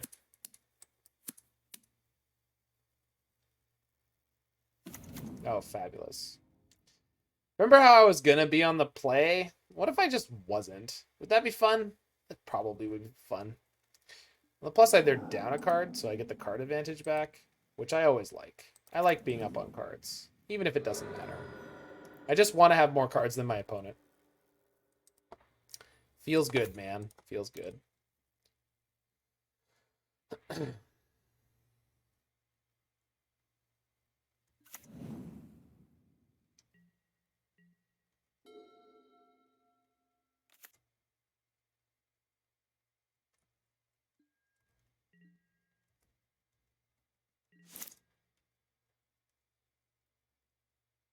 No, come on. What is this?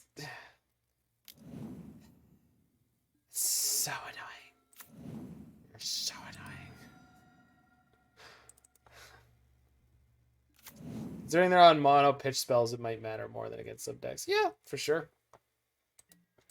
Definitely could. No, I just want to do this now. I have interaction I could draw. Mountain, huh? Alright. Here comes the rhinos.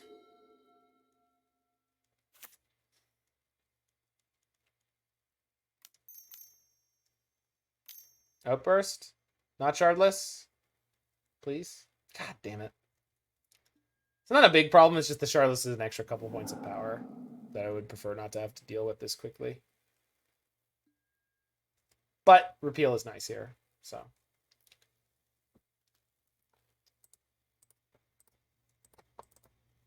Poing.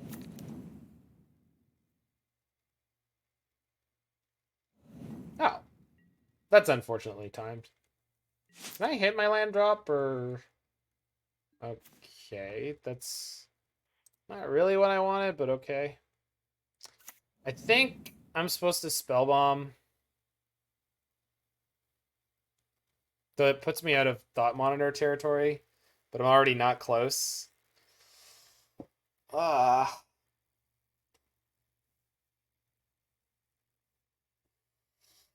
Oh.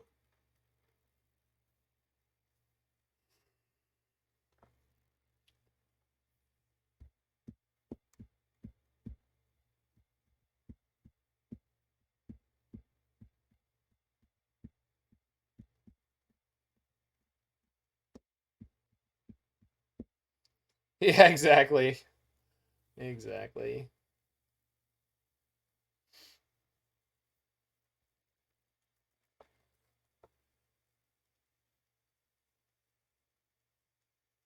I think I'm just supposed to Spellbomb the Rhino this turn cycle. Well, I don't want to show them the EE, Mike, until there's another Rhinos, because I can already deal with this one.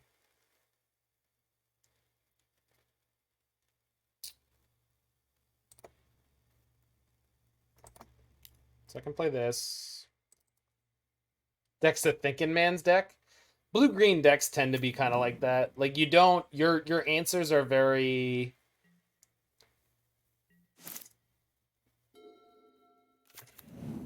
circuitous, let's say. Like, nothing's just like Lightning Bolt or Terminate or... Everything's juggling. Bounce Shardless, then EE on 0 next turn. Now you're thinking.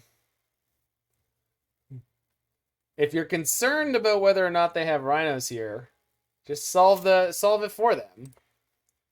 Make it easy.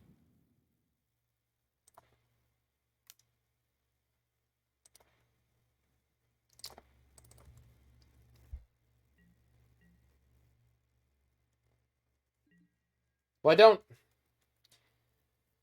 I don't have an out for instant speed Rhinos right now.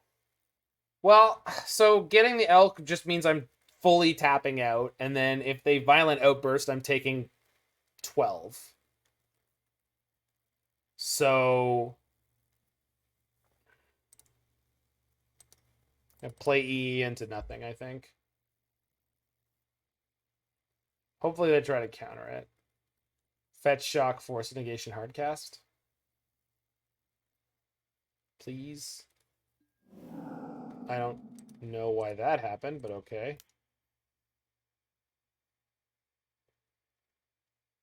I mean, Force into Outburst would be great now. Looks like that's what they were looking for. Keck W.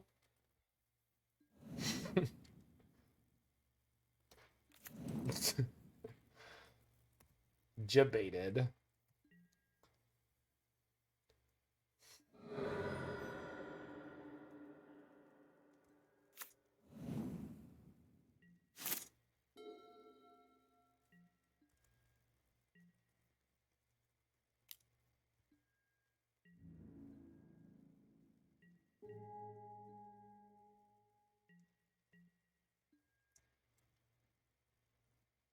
Good draw.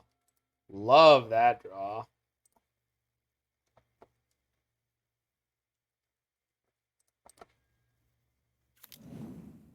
Emry, Lurker of the Loch. Oh, she's great. Oh, I've got the Mox, so I can...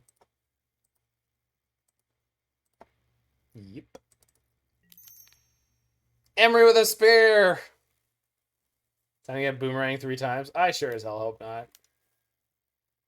Seriously? Fucking... Alright, fine. Yeah, one game we saw Kinnan. Just the one. Yeah, I did board one out. I considered boarding one out, but I didn't. Nope. Kept that sucker in there. Right where he belongs.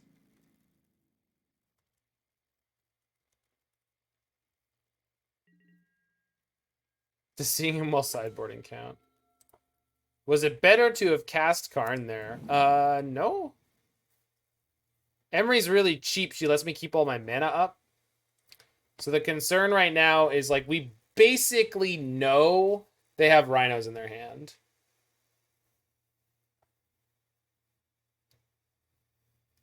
Well, generally speaking, Fire Ice isn't good enough for Modern.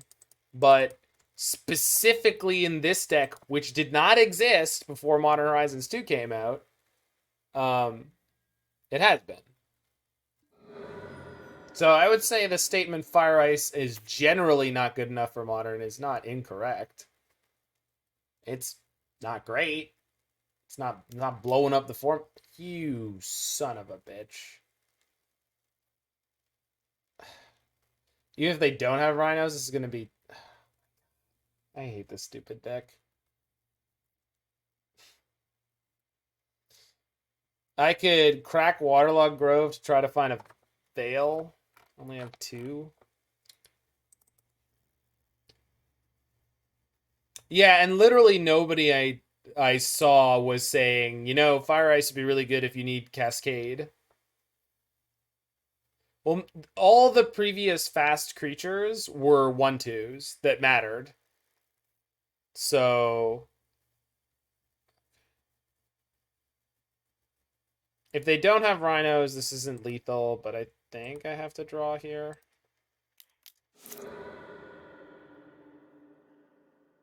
Nope. Yeah. Yeah, now they're all 1/1s and 2/1s. And it's still not particularly good. It's fine, but it's not great. Yep. Okay. Well, they're on 0 cards in hand. But they're going to have a Grey Ogre to kill me, plus a 3/1 flyer. Fuck. Means we can cast Monitor next turn? Well, yeah, but I also have to pop the EE next turn. So we'll see how this all shakes out, because this is brutal, horrible nonsense. Like, I have to find so many... There you are. You know, I tried with you. I did. But... yeah, see, the monitor doesn't help me, though, because the mana's no good. Yeah, we're just done here. Yeah, just some of our clunkier spells just got us killed in this matchup. It's a shame. We're really close there. It's the way game 2 and 3 went down, that it's just like that tempo game out of that deck is so real. It's unfortunate. We had a really good run going. The Cascade Rhino deck is definitely one of the better decks out there right now, so yeah. It's just annoying. And like, that deck and Living End have the same thing where they have tons and tons and tons and tons of like pitch spell, counter magic. What's the win? Yeah, there's no major win condition in this deck. It's whatever you have at the time when you lock things up. Usually a construct. This hand sucks, but almost doesn't. I think I'm going to mull it on the draw, but no Luris means... there's a Kinnan. He's gone now. We're playing 22 lands, right? Well, of course we are, because that first hand was all lands. This hand could be anything. Could even be a game win.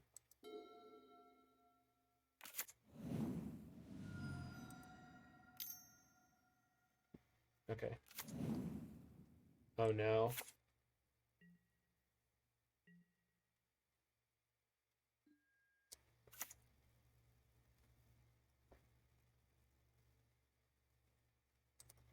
If Urza Saga is our win condition, does that make it a lands deck? No.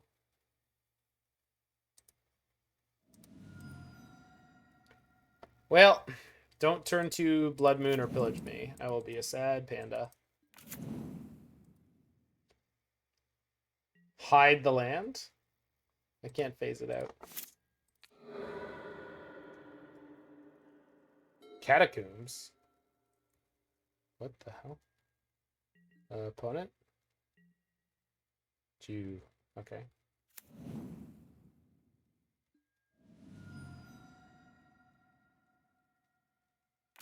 What's the shortcut to set stop? So there's a lock icon you should be able to see over here. You just unlock it, and then these little arrows, you can click on them to set stops. Come on! Ah, fuck that game. I mulled to 5, and like apparently I should have kept my 7 with like 6 lands in it.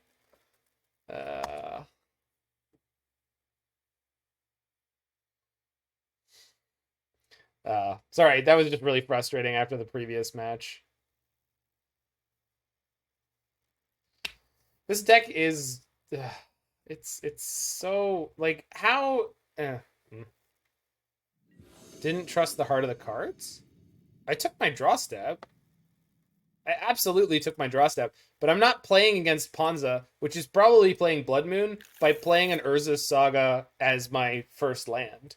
Because that means I'm going to get no value out of it. It's probably going to end up sacrificing without having done anything, and there was nothing I could like realistically play in my hand. Oh, that. Well, no, but Heart of the Cards is usually something you say as you're drawing the card. I've never seen Heart of the Cards be, should I ship this mulligan? No, Heart of the Cards. Heart of the Cards is always about the top decks. In my opinion. It's a very specific meme from Yu-Gi-Oh! So I could cycle a Repeal here.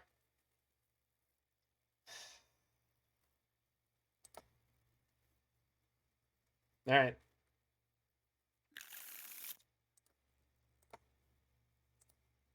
Found Kinnan.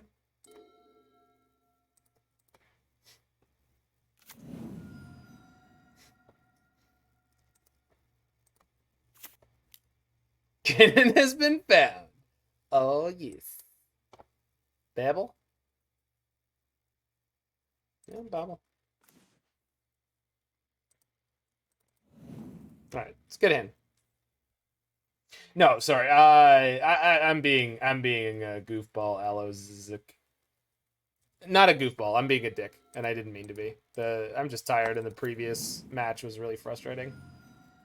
And the other two went to time and were really stressful. Not like really stressful, but like stressful enough. You think you know mana? That's not your fault, Terror. You played great.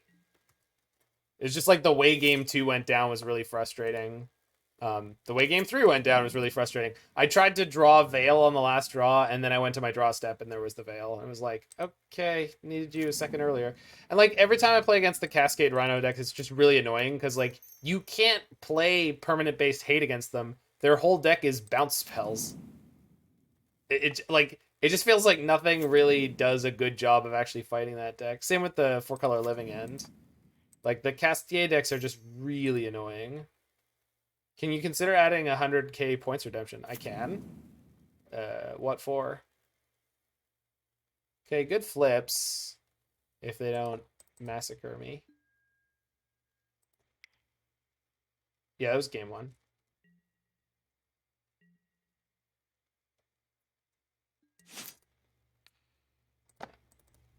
There's no way I'm not going to be doing this. Village. Great. Great. What? No, but Pillage is normal in Ponza. The green-red mid-range deck in Modern. It's not a specific hate piece. It's just for killing lands for the most part.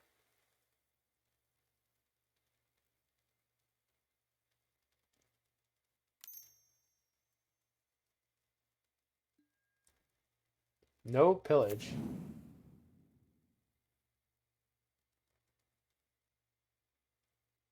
Something flashy but ultimately meaningless. I mean,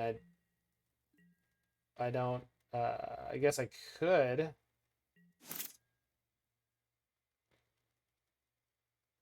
Beware of Fracturing Gust. Well, this is a great draw.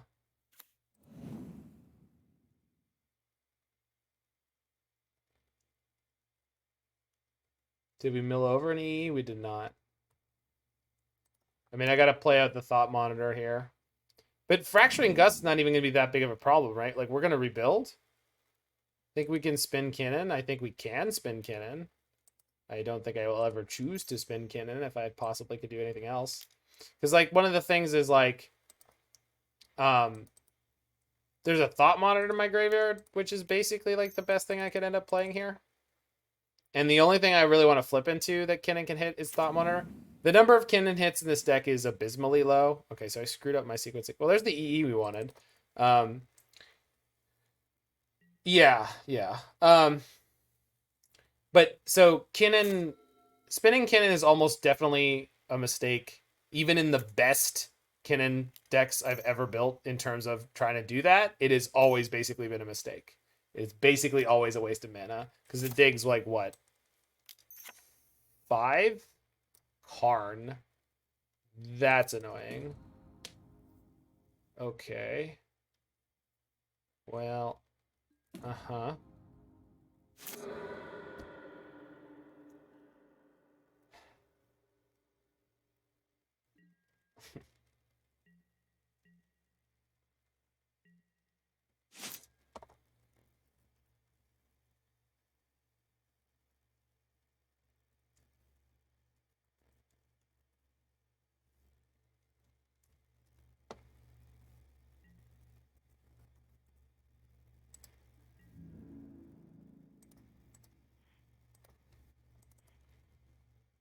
I'm not tilted. I'm just like, how do I manage through this? Because like we drew the EE one turn too late.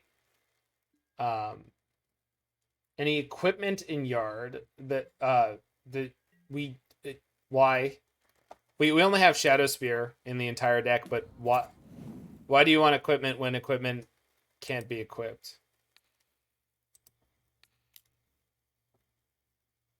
To attack down Karn. I can't equip it.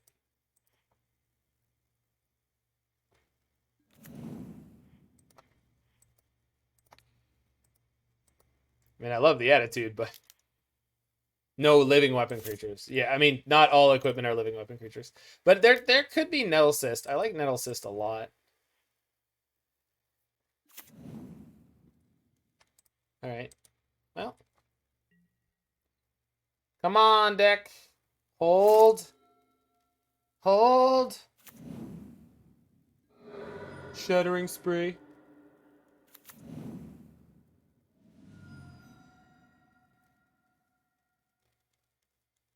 Batterbone. I have Batter Skull. Yeah. Yeah, I mean, getting super hosed is like not a problem. We're literally playing cards that do that.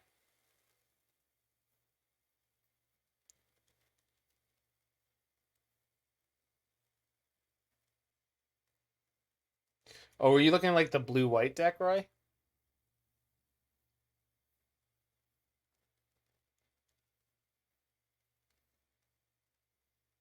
Yeah, that's a very different deck.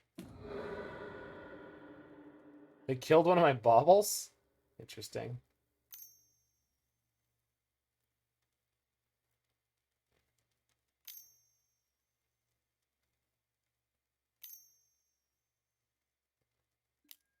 Okay.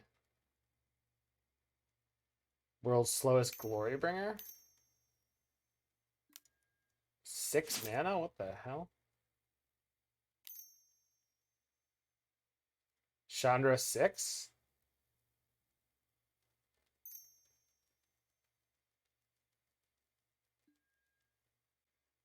Okay.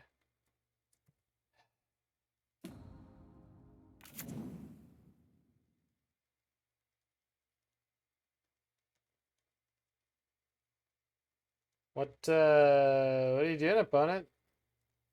Anger of the Gods? I'll scoop to Anger of the Gods.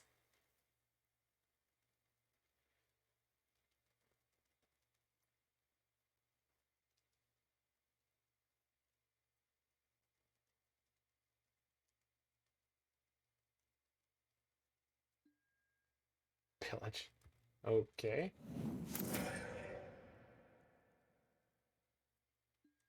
There were some interesting choices made.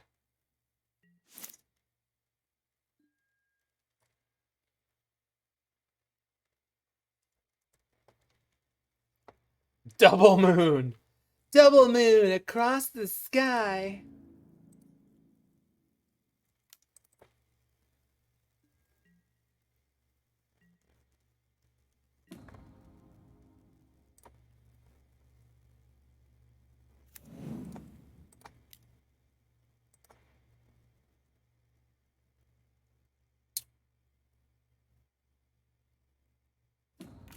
Goodbye, little Springleaf Drum.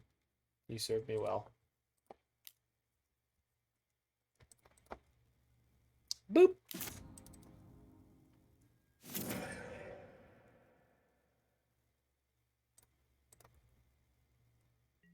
Alright. So we can rebuild, and we can actually EE the Blood Moon eventually, assuming they don't start killing my creatures.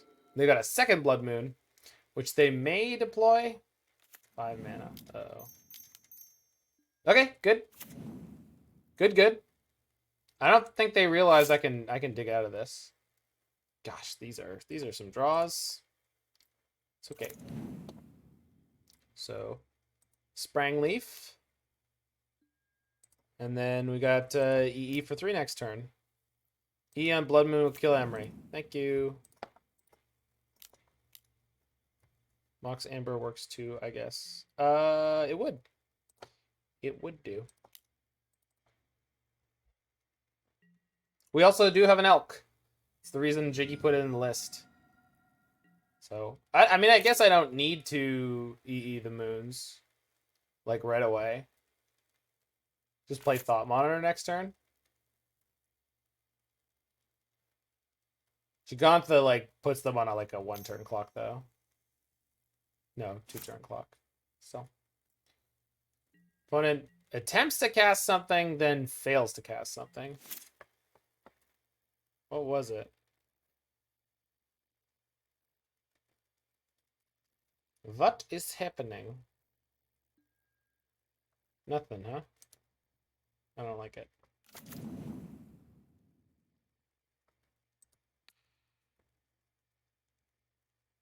Sandbagging Gust? I really doubt it. I don't think they would have even thought of starting to maybe cast it. I mean, that would be... All mirrors and me twice. You haven't played me twice, Terror. You definitely haven't played me twice. Not tonight.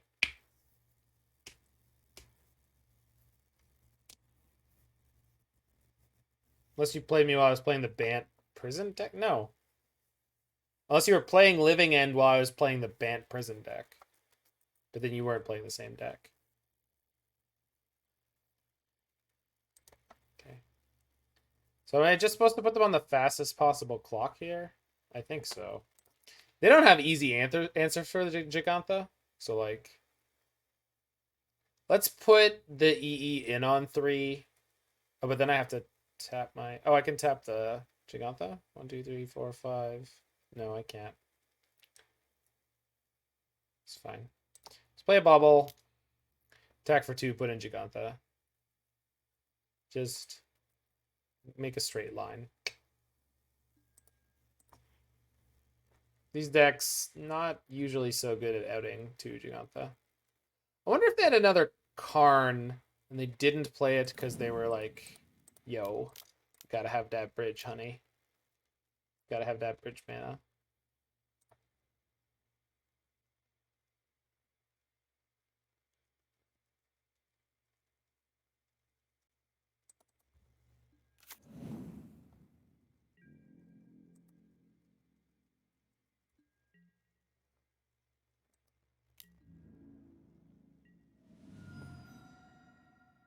You played Mental Misstep earlier. That's not me.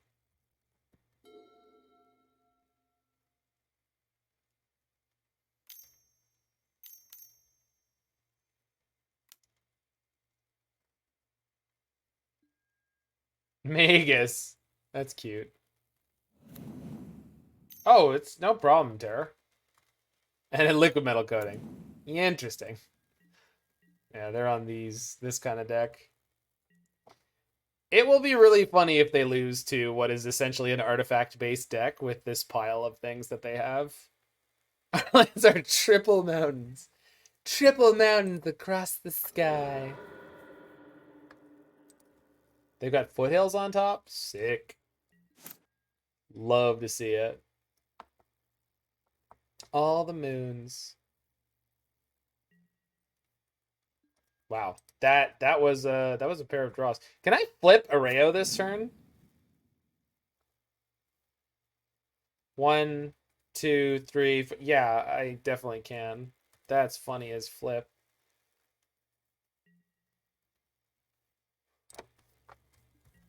Smash.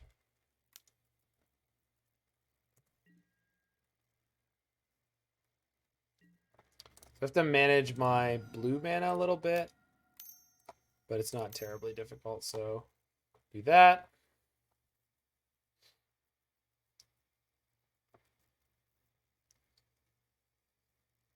You have no cards in hand.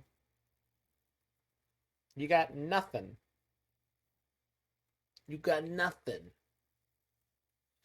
You got a free win in game 1, opponent. That's all you get. You hear me? That's all you get. Max. Probably reading it. Oh, I'm just goofing around. Bounce the max. By the way, these Moxes are producing mana right now, which is hot. Oh, we hit another one? Oh, God. We are going to do some very mean things to my opponent. I mean, not like literally to them, but kind of. It's going to be really funny. Storm count. Storm count. Play Karn.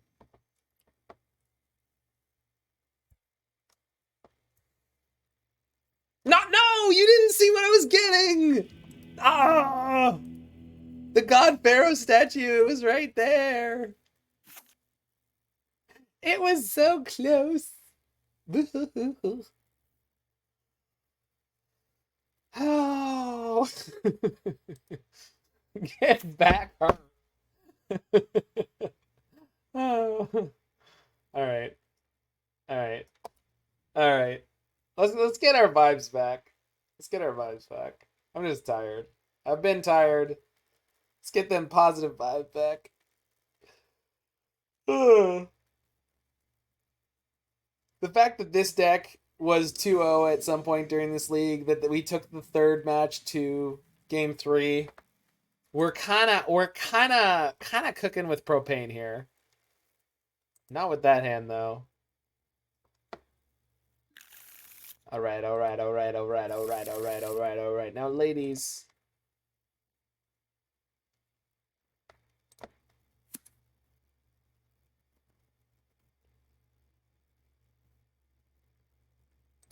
Needle means turn to Erayo flip?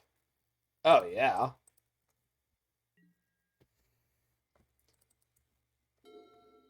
Vibes successful, Knight of the Wind. Vibes successful.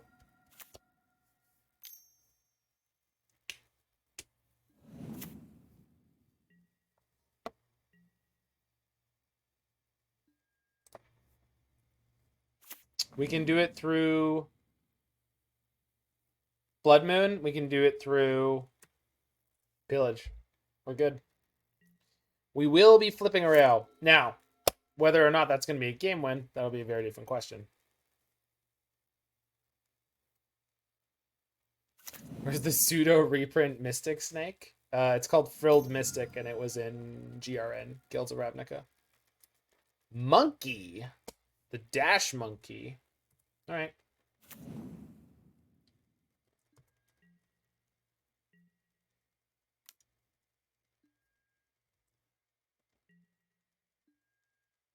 It's an elf lizard wizard.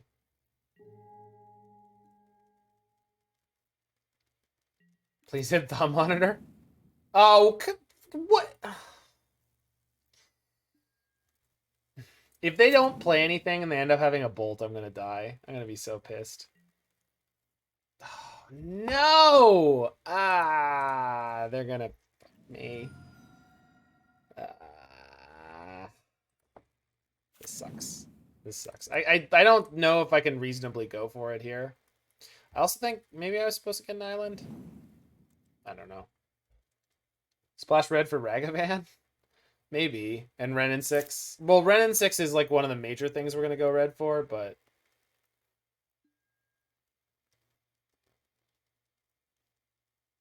There's already a Triome in the deck. Oh, I should have fetched the... No, but the Triome's not... Yeah, but I should have fetched the Triome because I don't want to draw it. Sorry, I keep forgetting that Jiggy put a Triome in this deck because it kind of drives me crazy. Because there's a bunch of times where you're like, I need to top deck an untap land. It's like the only one.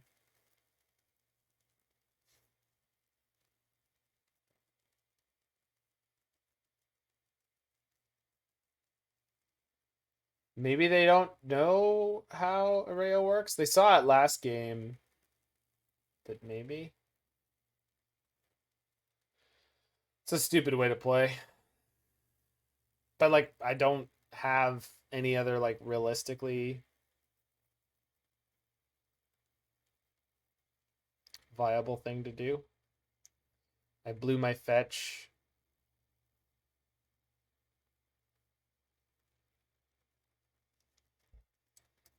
Like, the other things to do here are just, like, play Pithing Needle or play Shadowspear, which is pretty bad, and the monkey keeps hitting me. I can get the Blood Moon down. I'm just going all in. Going all in, and if we die, we die.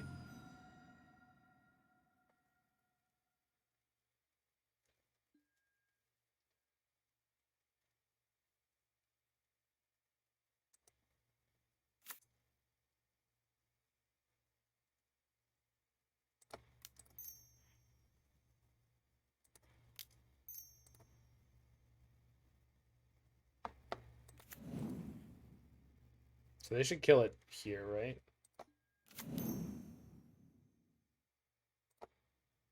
They just have nothing? It seems like they're F6'd. Yep. Wild. Okay. Do they have an out? Obviously, they have cheap spells in their deck. Crossing Grip. I mean, there's more outs than that. I mean, all they need is a naturalize costed card and a bolt, right? And they have a monkey in their hand. Oh, and that doesn't even work. There you go. It's a trigger. It would, yeah. Can't Crossing Grip a chalice. Goodbye, monkey. Hello, second monkey. Blood Moon? Tillage? Blood Moon. That's fine. It's not great. Actually, it's really, really frustrating, but... Shit. Well. Grab my elk. They did not play a land, right? Or did they? Turn 3. Yeah, they didn't. Okay. I'm gonna needle their Karns, but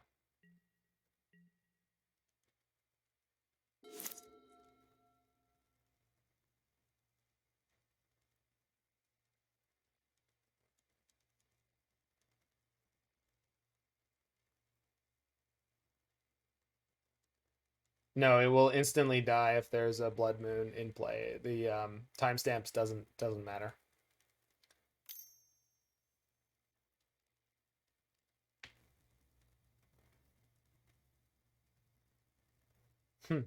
Monkeys are being fed to the essence. Oh man, that's a good draw. Oh, we can needle the Arbor Elf? Jeez. Okay, probably. They did not make Urza's Saga in such a way that it would be killed by Blood Moon. It just happens to be the way sagas are designed. So, for this card to be what it is... Gosh. For this card to be what it is, it has to be a saga. Yeah, I mean... Yeah, the Saga rules were very strange. So, for example, Opalescence is a well-known card that animates enchantments, right?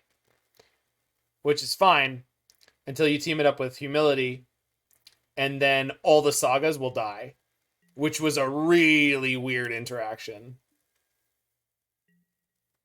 Like, not that Opalescence and Humility isn't already a kind of weird interaction, but it's even more weird when you start, like, getting into, like, things like that, where it's like, wait, what? And it's like, yeah, that's how that works.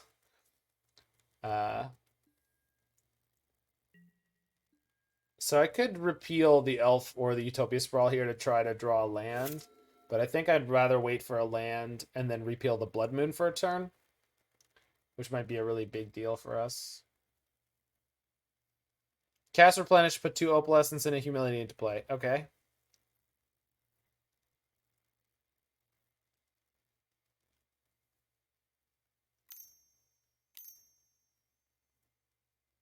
Okay.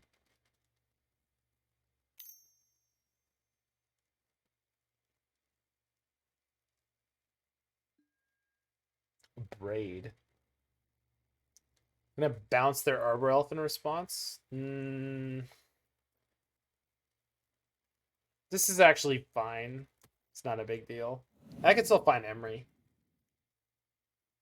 They got themselves 2 extra mana this turn. Bounce our Needle. I'd rather have the Repeal. Repeal EE. No. Oh, maybe Repeal EE to put it on 1 would have been really good. Gosh, that is really good. No, it's not. Play the EE that's in my hand on 1, though. That is good. This is exactly where I want to be. We lose a Shadowspear, but that's fine. I really want to hold this Repeal so I can get rid of the Blood Moon at an end of turn. Because if I can do that, then I can start playing a bunch of stuff. Also, they have to find a way to get the Blood Moon back into play through Erayo. Erayo is currently savaging them.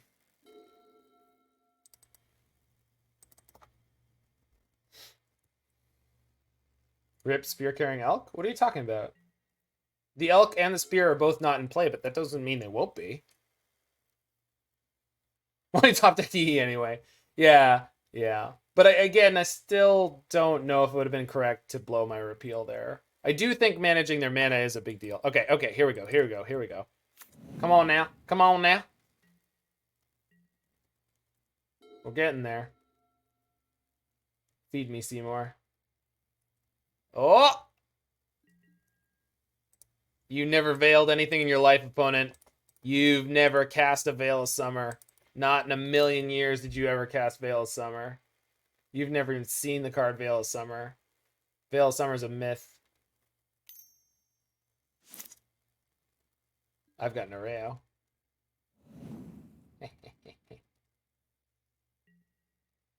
Okay.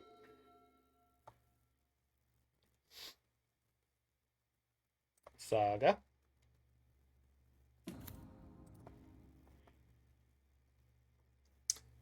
Kinnan. Yeah, each opponent, each turn. Oh yeah.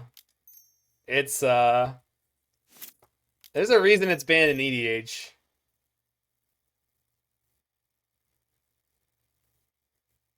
So I can play Thought Monitor here or Gigantha. Do I like Thought Monitor more? I kind of do. Could get me to Emry. Plus it's a beater. Not just that it would be the best commander ever. I mean, even beyond that, though, like any blue deck that plays it, like all you do is resolve it in a game, and then if it ever flips, no, there's no rant. I mean, you don't even need to build that much around it, though. Don't stop getting distracted with like how you can maximize it. You don't need to maximize Erayo for Erayo to be incredibly powerful / obnoxious in a game of EDH. Just because it's gonna flip by accident all the time. Like, people are just not going to be paying enough attention. It's going to get flipped.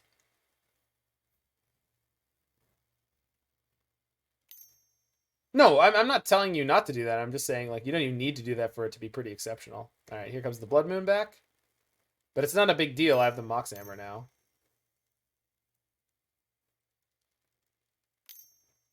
And Kinnan. This is not good enough.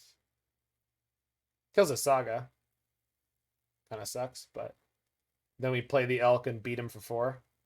Yeah, Arcane Laboratory is the blue. Rule of Law. Clothis. That is not strength, opponent. I do not think that that was necessarily the thing you should have done this turn.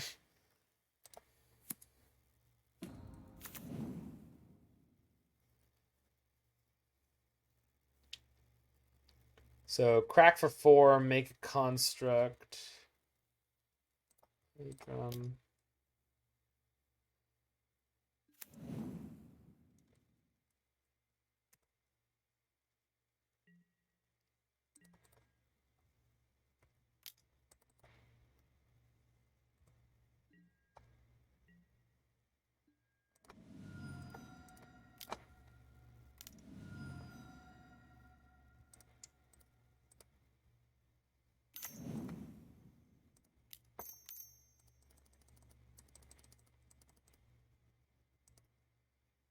I have outpawned.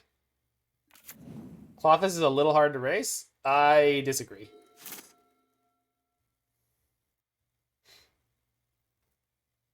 Can you have flipped and unflipped Erayo? What? I don't know what that means. They're going for mana? I guess so.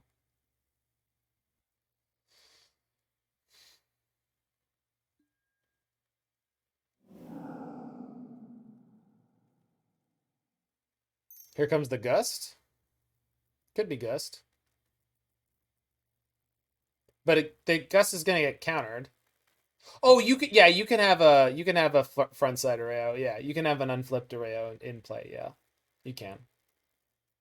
And if you were to flip it and then legend rule and then keep the next one, you don't get an extra trigger. And they scooped. I think they got the mana. No, but that triggers in the pre-combat main phase. They knew if they drew a land or not.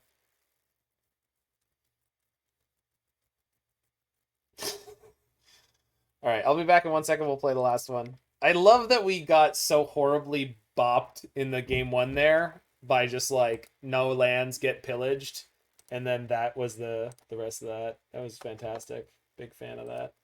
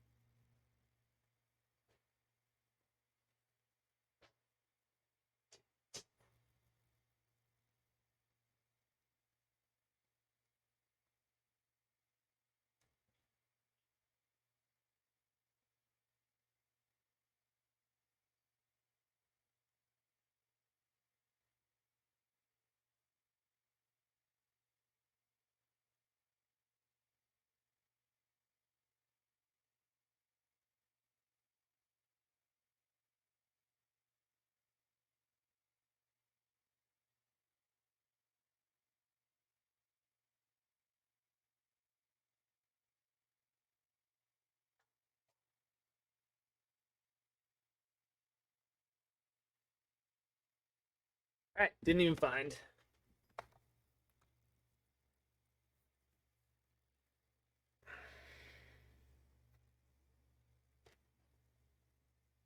He used to play GID because it's funny and that kind of thing often happens. You just draw everything else you don't want to draw. I don't know what GID is, but hopefully it's a good time.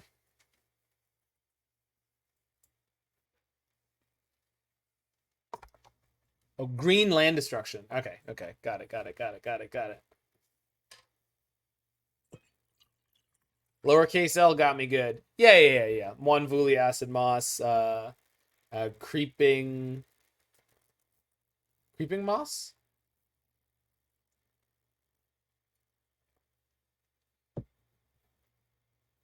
That's not the right card. GG and 2. Destroy target artifact, creature, or artifact, enchantment, or land. Primal Command's good too. And then Eternal Witness. Plow Under, maybe. The creature, Acidic Slime. Oh yeah, I know me some mono green Panza. The Crystal Shard. Oh, I love Crystal Shard with E-Witness. It's so good. I played that in Standard with Aether Vial.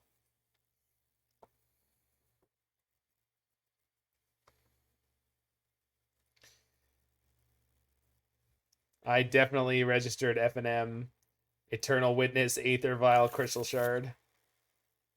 Alright, I think I can keep this in the dark on the draw. It's not, like, great. In fact, it's kind of bad, but... Opponent mult to 5? Uh-oh. They banned my affinity. Yeah. One fully acid moose. 3/3 elk for 5 that blows up target planeswalker or land. Played Erayo for a bit, then Crystal Witness. Crystal Witness was hot. It was really sweet. Oh, no. Wait, but they went to 5? Is this Shadow? Oh, maybe it's food. No, food wouldn't have shocked for nothing. I don't know what this is.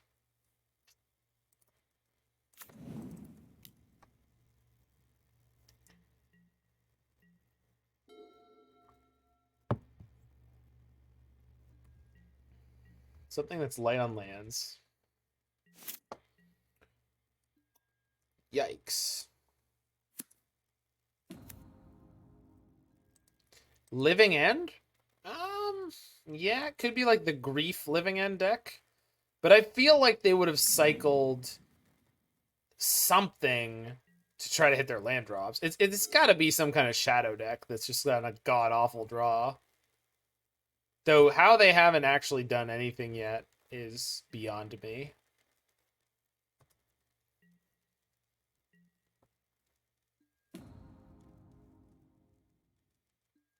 I do not understand what's going on.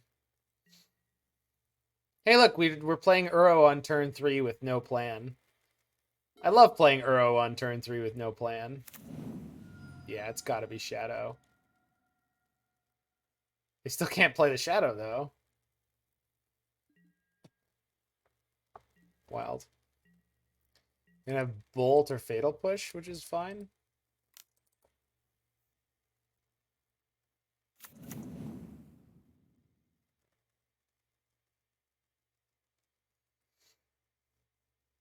Yep. It's okay. I wouldn't have attacked them with that anyway.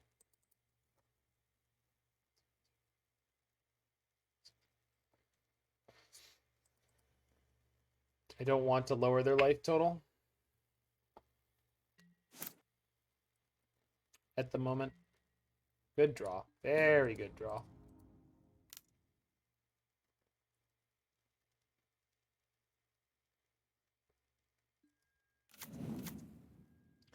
Maybe it's Scourge Shadow, and the fact that I haven't lost any life yet is relevant. I've got the spell, or the explosives here.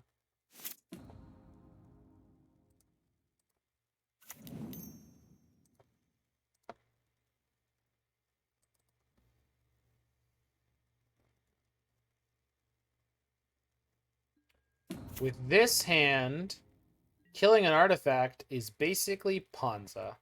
What? Sorry. Thoughts on playing it to dodge the discard? Playing what? The repeal? Or the engineered explosives?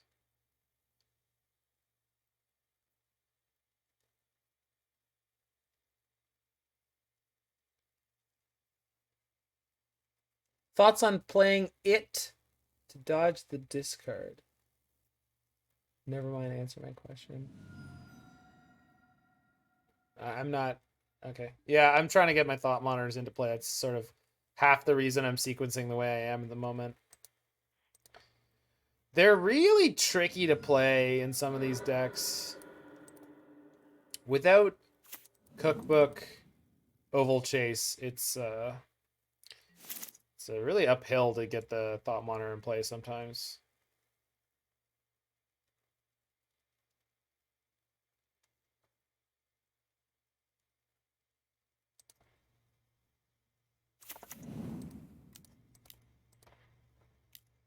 I shouldn't have played this in case I draw a Saga.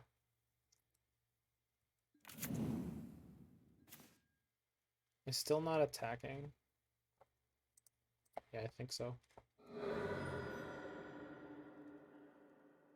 Shit.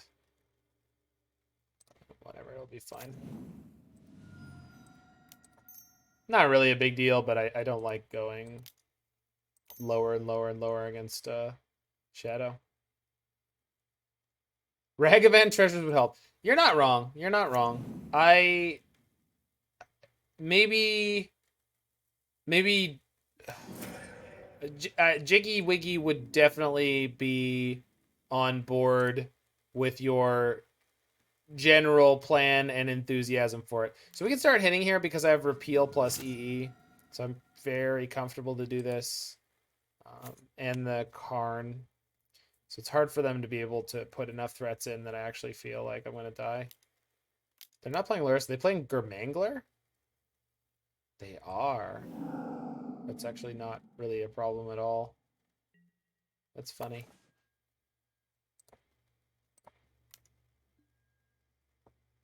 Okay.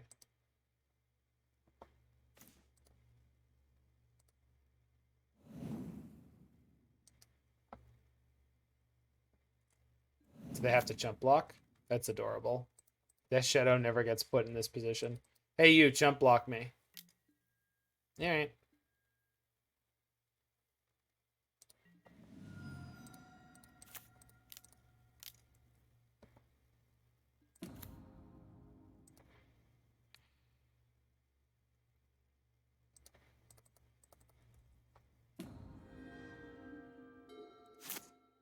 No, I think Jiggy would be on board for playing this deck with Ragavans and Renin 6s, maybe.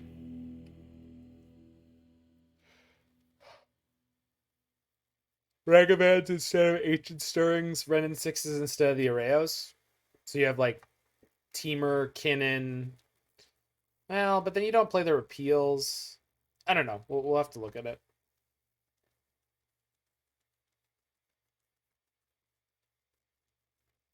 If you're going that way, Life from the Loam? No. Renin 6 is infinitely better than Life from the Loam. What's the point of 61 cards? Because JiggyWiggy's a maniac. My kind of... Yeah, thank you. My kind of maniac.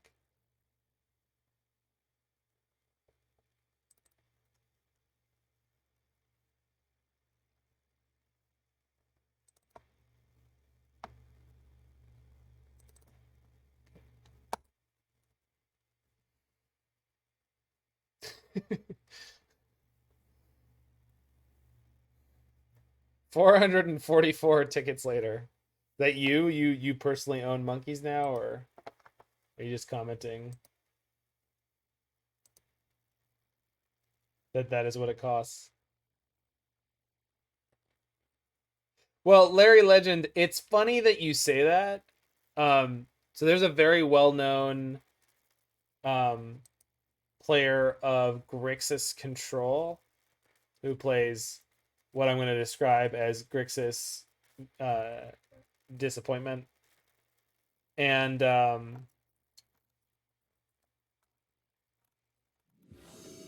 they have been consistently playing like a 62 card main deck for like months now with Lurus and Valky in the deck and Snapcaster Mages.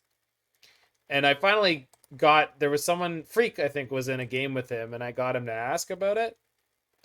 And his answer was like, it's exactly the right ratios that I want on all the cards that I have. And I was like, okay. You say you've done the work. Like, he's consistently 5-0ing with it, occasionally getting up into challenges with it. So it's like, all right, you know your business. All right, this hand's not great, but Ancient Stirrings can help me find Engineered Explosives or such. Grixis Disappointment sounds like your kind of deck. Yeah. I think that's a general it's a general joke that like Grixis is one of the many archetypes that people really want to be great in a lot of different formats, and it's usually not.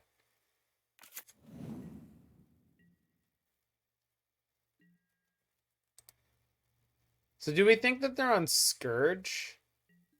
If they're playing Gurmag Angler? Hey, KO Diamonds with that sweet raid of 33.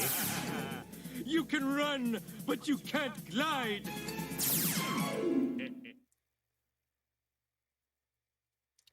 Do I think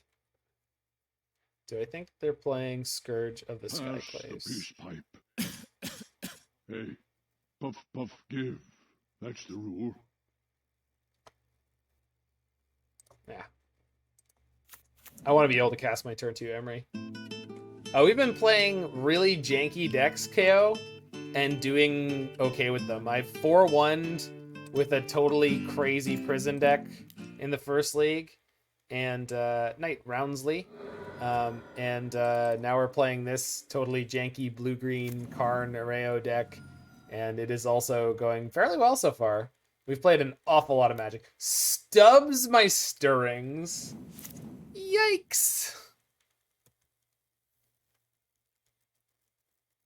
You suspect Murktide, but also confused by Angler. Huh. You experienced more salt than usual? Oh yeah, we got a lot of random salt. It was great. Yeah, we won against Karn and Blood Moon with our Urza Saga artifact deck. Because we've got the secret, oh my. Oh, they're playing Alpen Moon. Yikes. Good thing we have engineered explosives. In theory. Shadow? No, Gurmangler. Yikes. Turn 2 Gurmag is so ridiculous. And like, they did it, and their turn 1 wasn't... They didn't, like, they didn't make this happen, it just happened. Alright, well. Saga gives me blockers, gets me an Aether Spellbomb, so if they just have the Alpine Moon, we're screwed. But this is kind of the only path forward, unfortunately.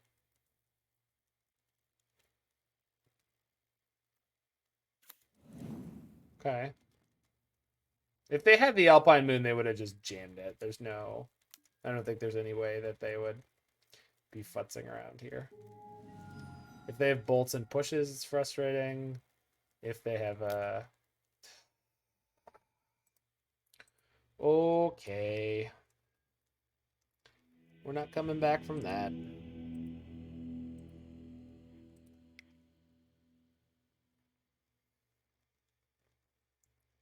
I don't know if that looked like a premature concession to people, but I did not feel like it was.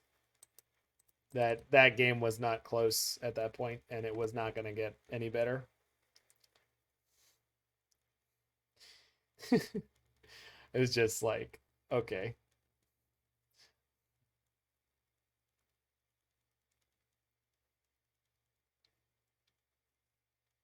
What type of cheese is jank?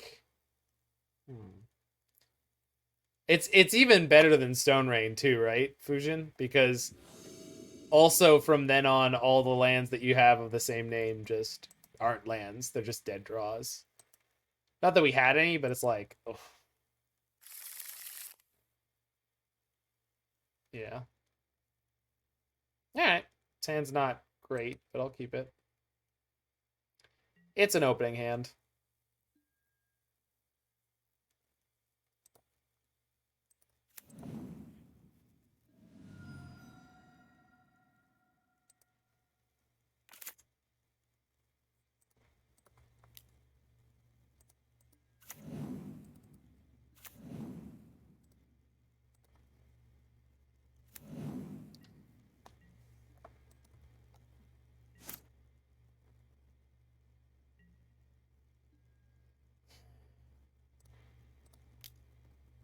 I really don't want to play a turn 2 Saga into their Alpine Moon.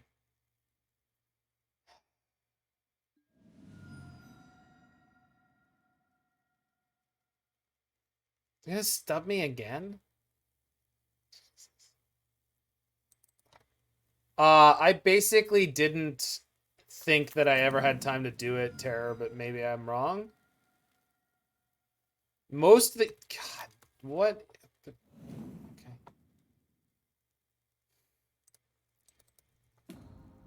One time, no Alpine Moon.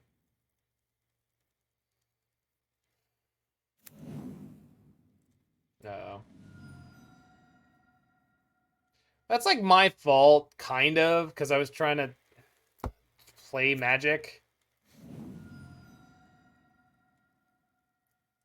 What the hell, man? I love these decks, but it's so tilting to play them right now. It is the worst. I don't feel like I've ever enjoyed a card so much that has been like walking into such a field of hate constantly. I guess it's like I gravitate towards a lot of like kind of mid-rangey decks normally where you can't get like haymakered out like that, but ugh, so tilting. Yeah, and like the tech in some instances is like really stacked.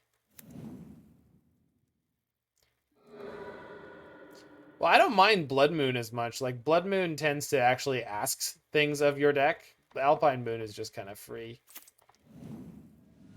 In any deck that is like high pressured enough. Which Saga, or not Saga, Shadow is very much.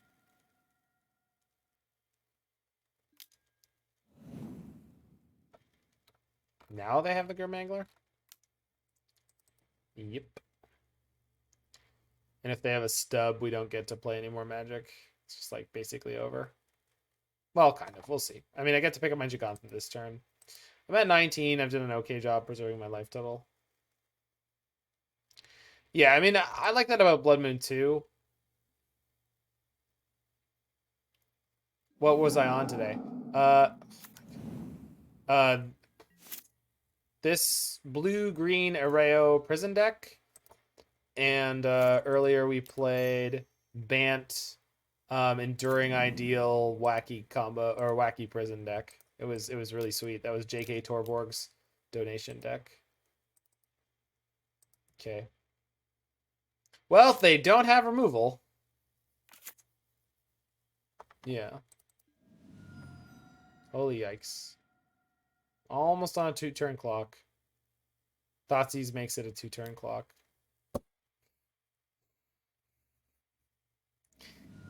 Alright. I don't think we're getting to 4-1 with this deck. 3-2 is damn good, though. And did I take every single match to 3 games? I did. Alright.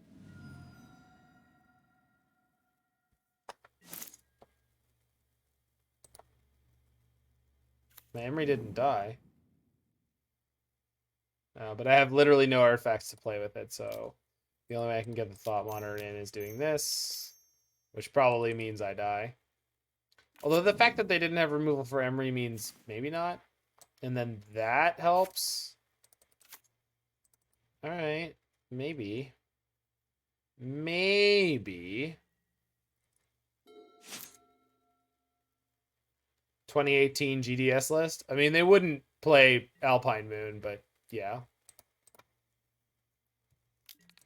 I mean, this deck, like, there have been times it's gotten pushed out of the metagame by certain things, but like, it's always just like really, really tough.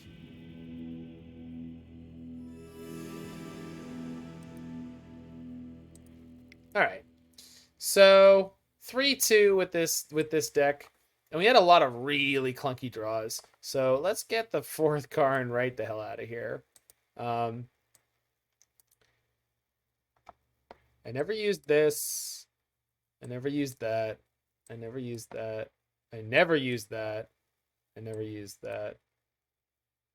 I'm not saying necessarily all these should be cut from the sideboard, but I'm thinking these 4 should be. The Crucible of Worlds is incredibly cute, but maybe I'll leave it, but these three, maybe we can actually play some more sideboard cards. I'm not sure what. And then, man, this main deck, I want more Springleaf Drums, but there's not really that many creatures. I just want to be able to produce more mana consistently. And like Erayo flipping actually won us a large number of games, like a ludicrous number of games. Force of Vigor sideboard. Maybe. Nature's Claim might be good enough. Or something on that style. Because we don't normally need to have double hate, and I don't like pitching. And having 1 green against Blood Moon is not hard for us with the Springleaf Drums and the other stuff. It's a pretty good card costing red. Can't recall its name. Yeah, Force of Figure wouldn't work really well anyway. There's a pretty good card costing red. For what, though? Anyway. And then...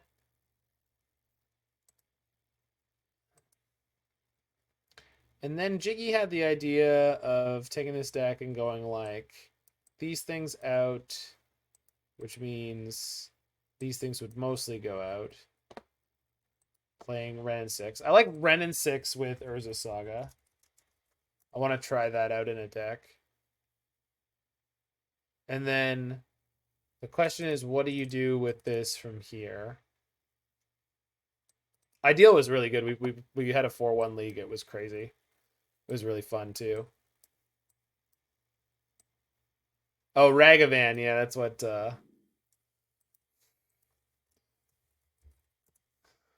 I don't know about the Ragavans in this deck. Like I don't really think we can support them. But I think Jiggy would be willing to try it.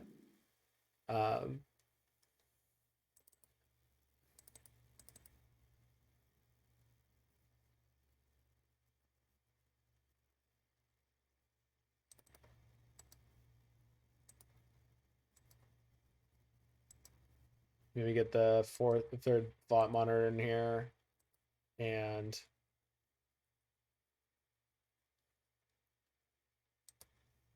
Ragavan. That's funny. So this could be a direction for this deck to go. And then I don't mind the 4th Karn so much if you're playing Wrenn and 6. I think Ancient Stirring suddenly got a lot worse without Erayo to want to flip. But you still have Karn. But I think Stirrings probably should be more useful artifacts.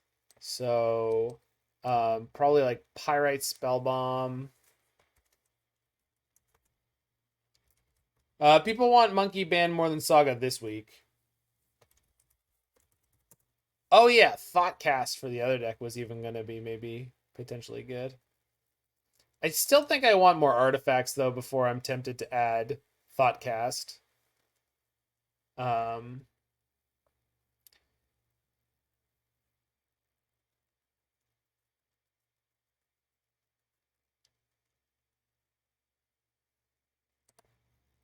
Maybe an Underworld cookbook. Because that's good when you prison up Nettlecyst. We don't have any way to search for Nettlecyst.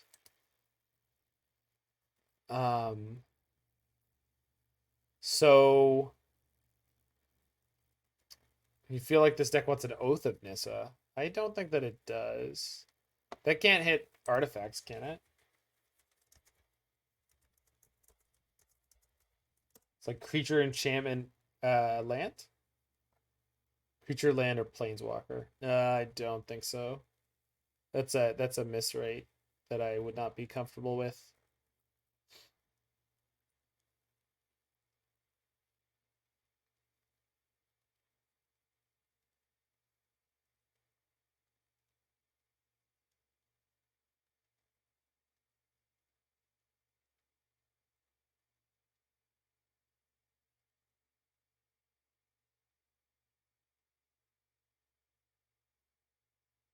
Hits we want is Karn Erayo, Ren 6 suck. Well, we've cut the Erayos from this version, right? And I think that's what Jiggy wanted to do, if I'm recalling correctly. I also wonder if there couldn't be like an Erayo, Asmarana, Mardicadex, and a Cool card deck, because this is 2 spells in 1. So if you played this with a bunch of Mox Ambers and Erayo and ways to get that into play. I have like the green. Oh, that's Kinnan. Yeah, that's Kinnan, Bonder Prodigy. That's all good.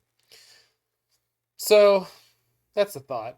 Anyway, that was a somewhat disappointing league for the blue-green Erayo prison deck. Although 3-2 is actually very, very strong with the crazy little sketch that we were working off of there. So definitely some room for improvement. And if you have any feedback or improvement on that deck, make sure you put that on the YouTube video that you may be watching right now in the future. Make sure you hit that like button, smash that subscribe button, and check out any of my other videos you are interested in seeing. And I will see you there. And for everyone who's live, we are going to be rating somebody. I don't know who, but let's find out. See if there's anybody. See if there's anybody. Hello, hello, hello. Is there anybody out there? Freaks Online? Hell yeah. It's like my favorite dude.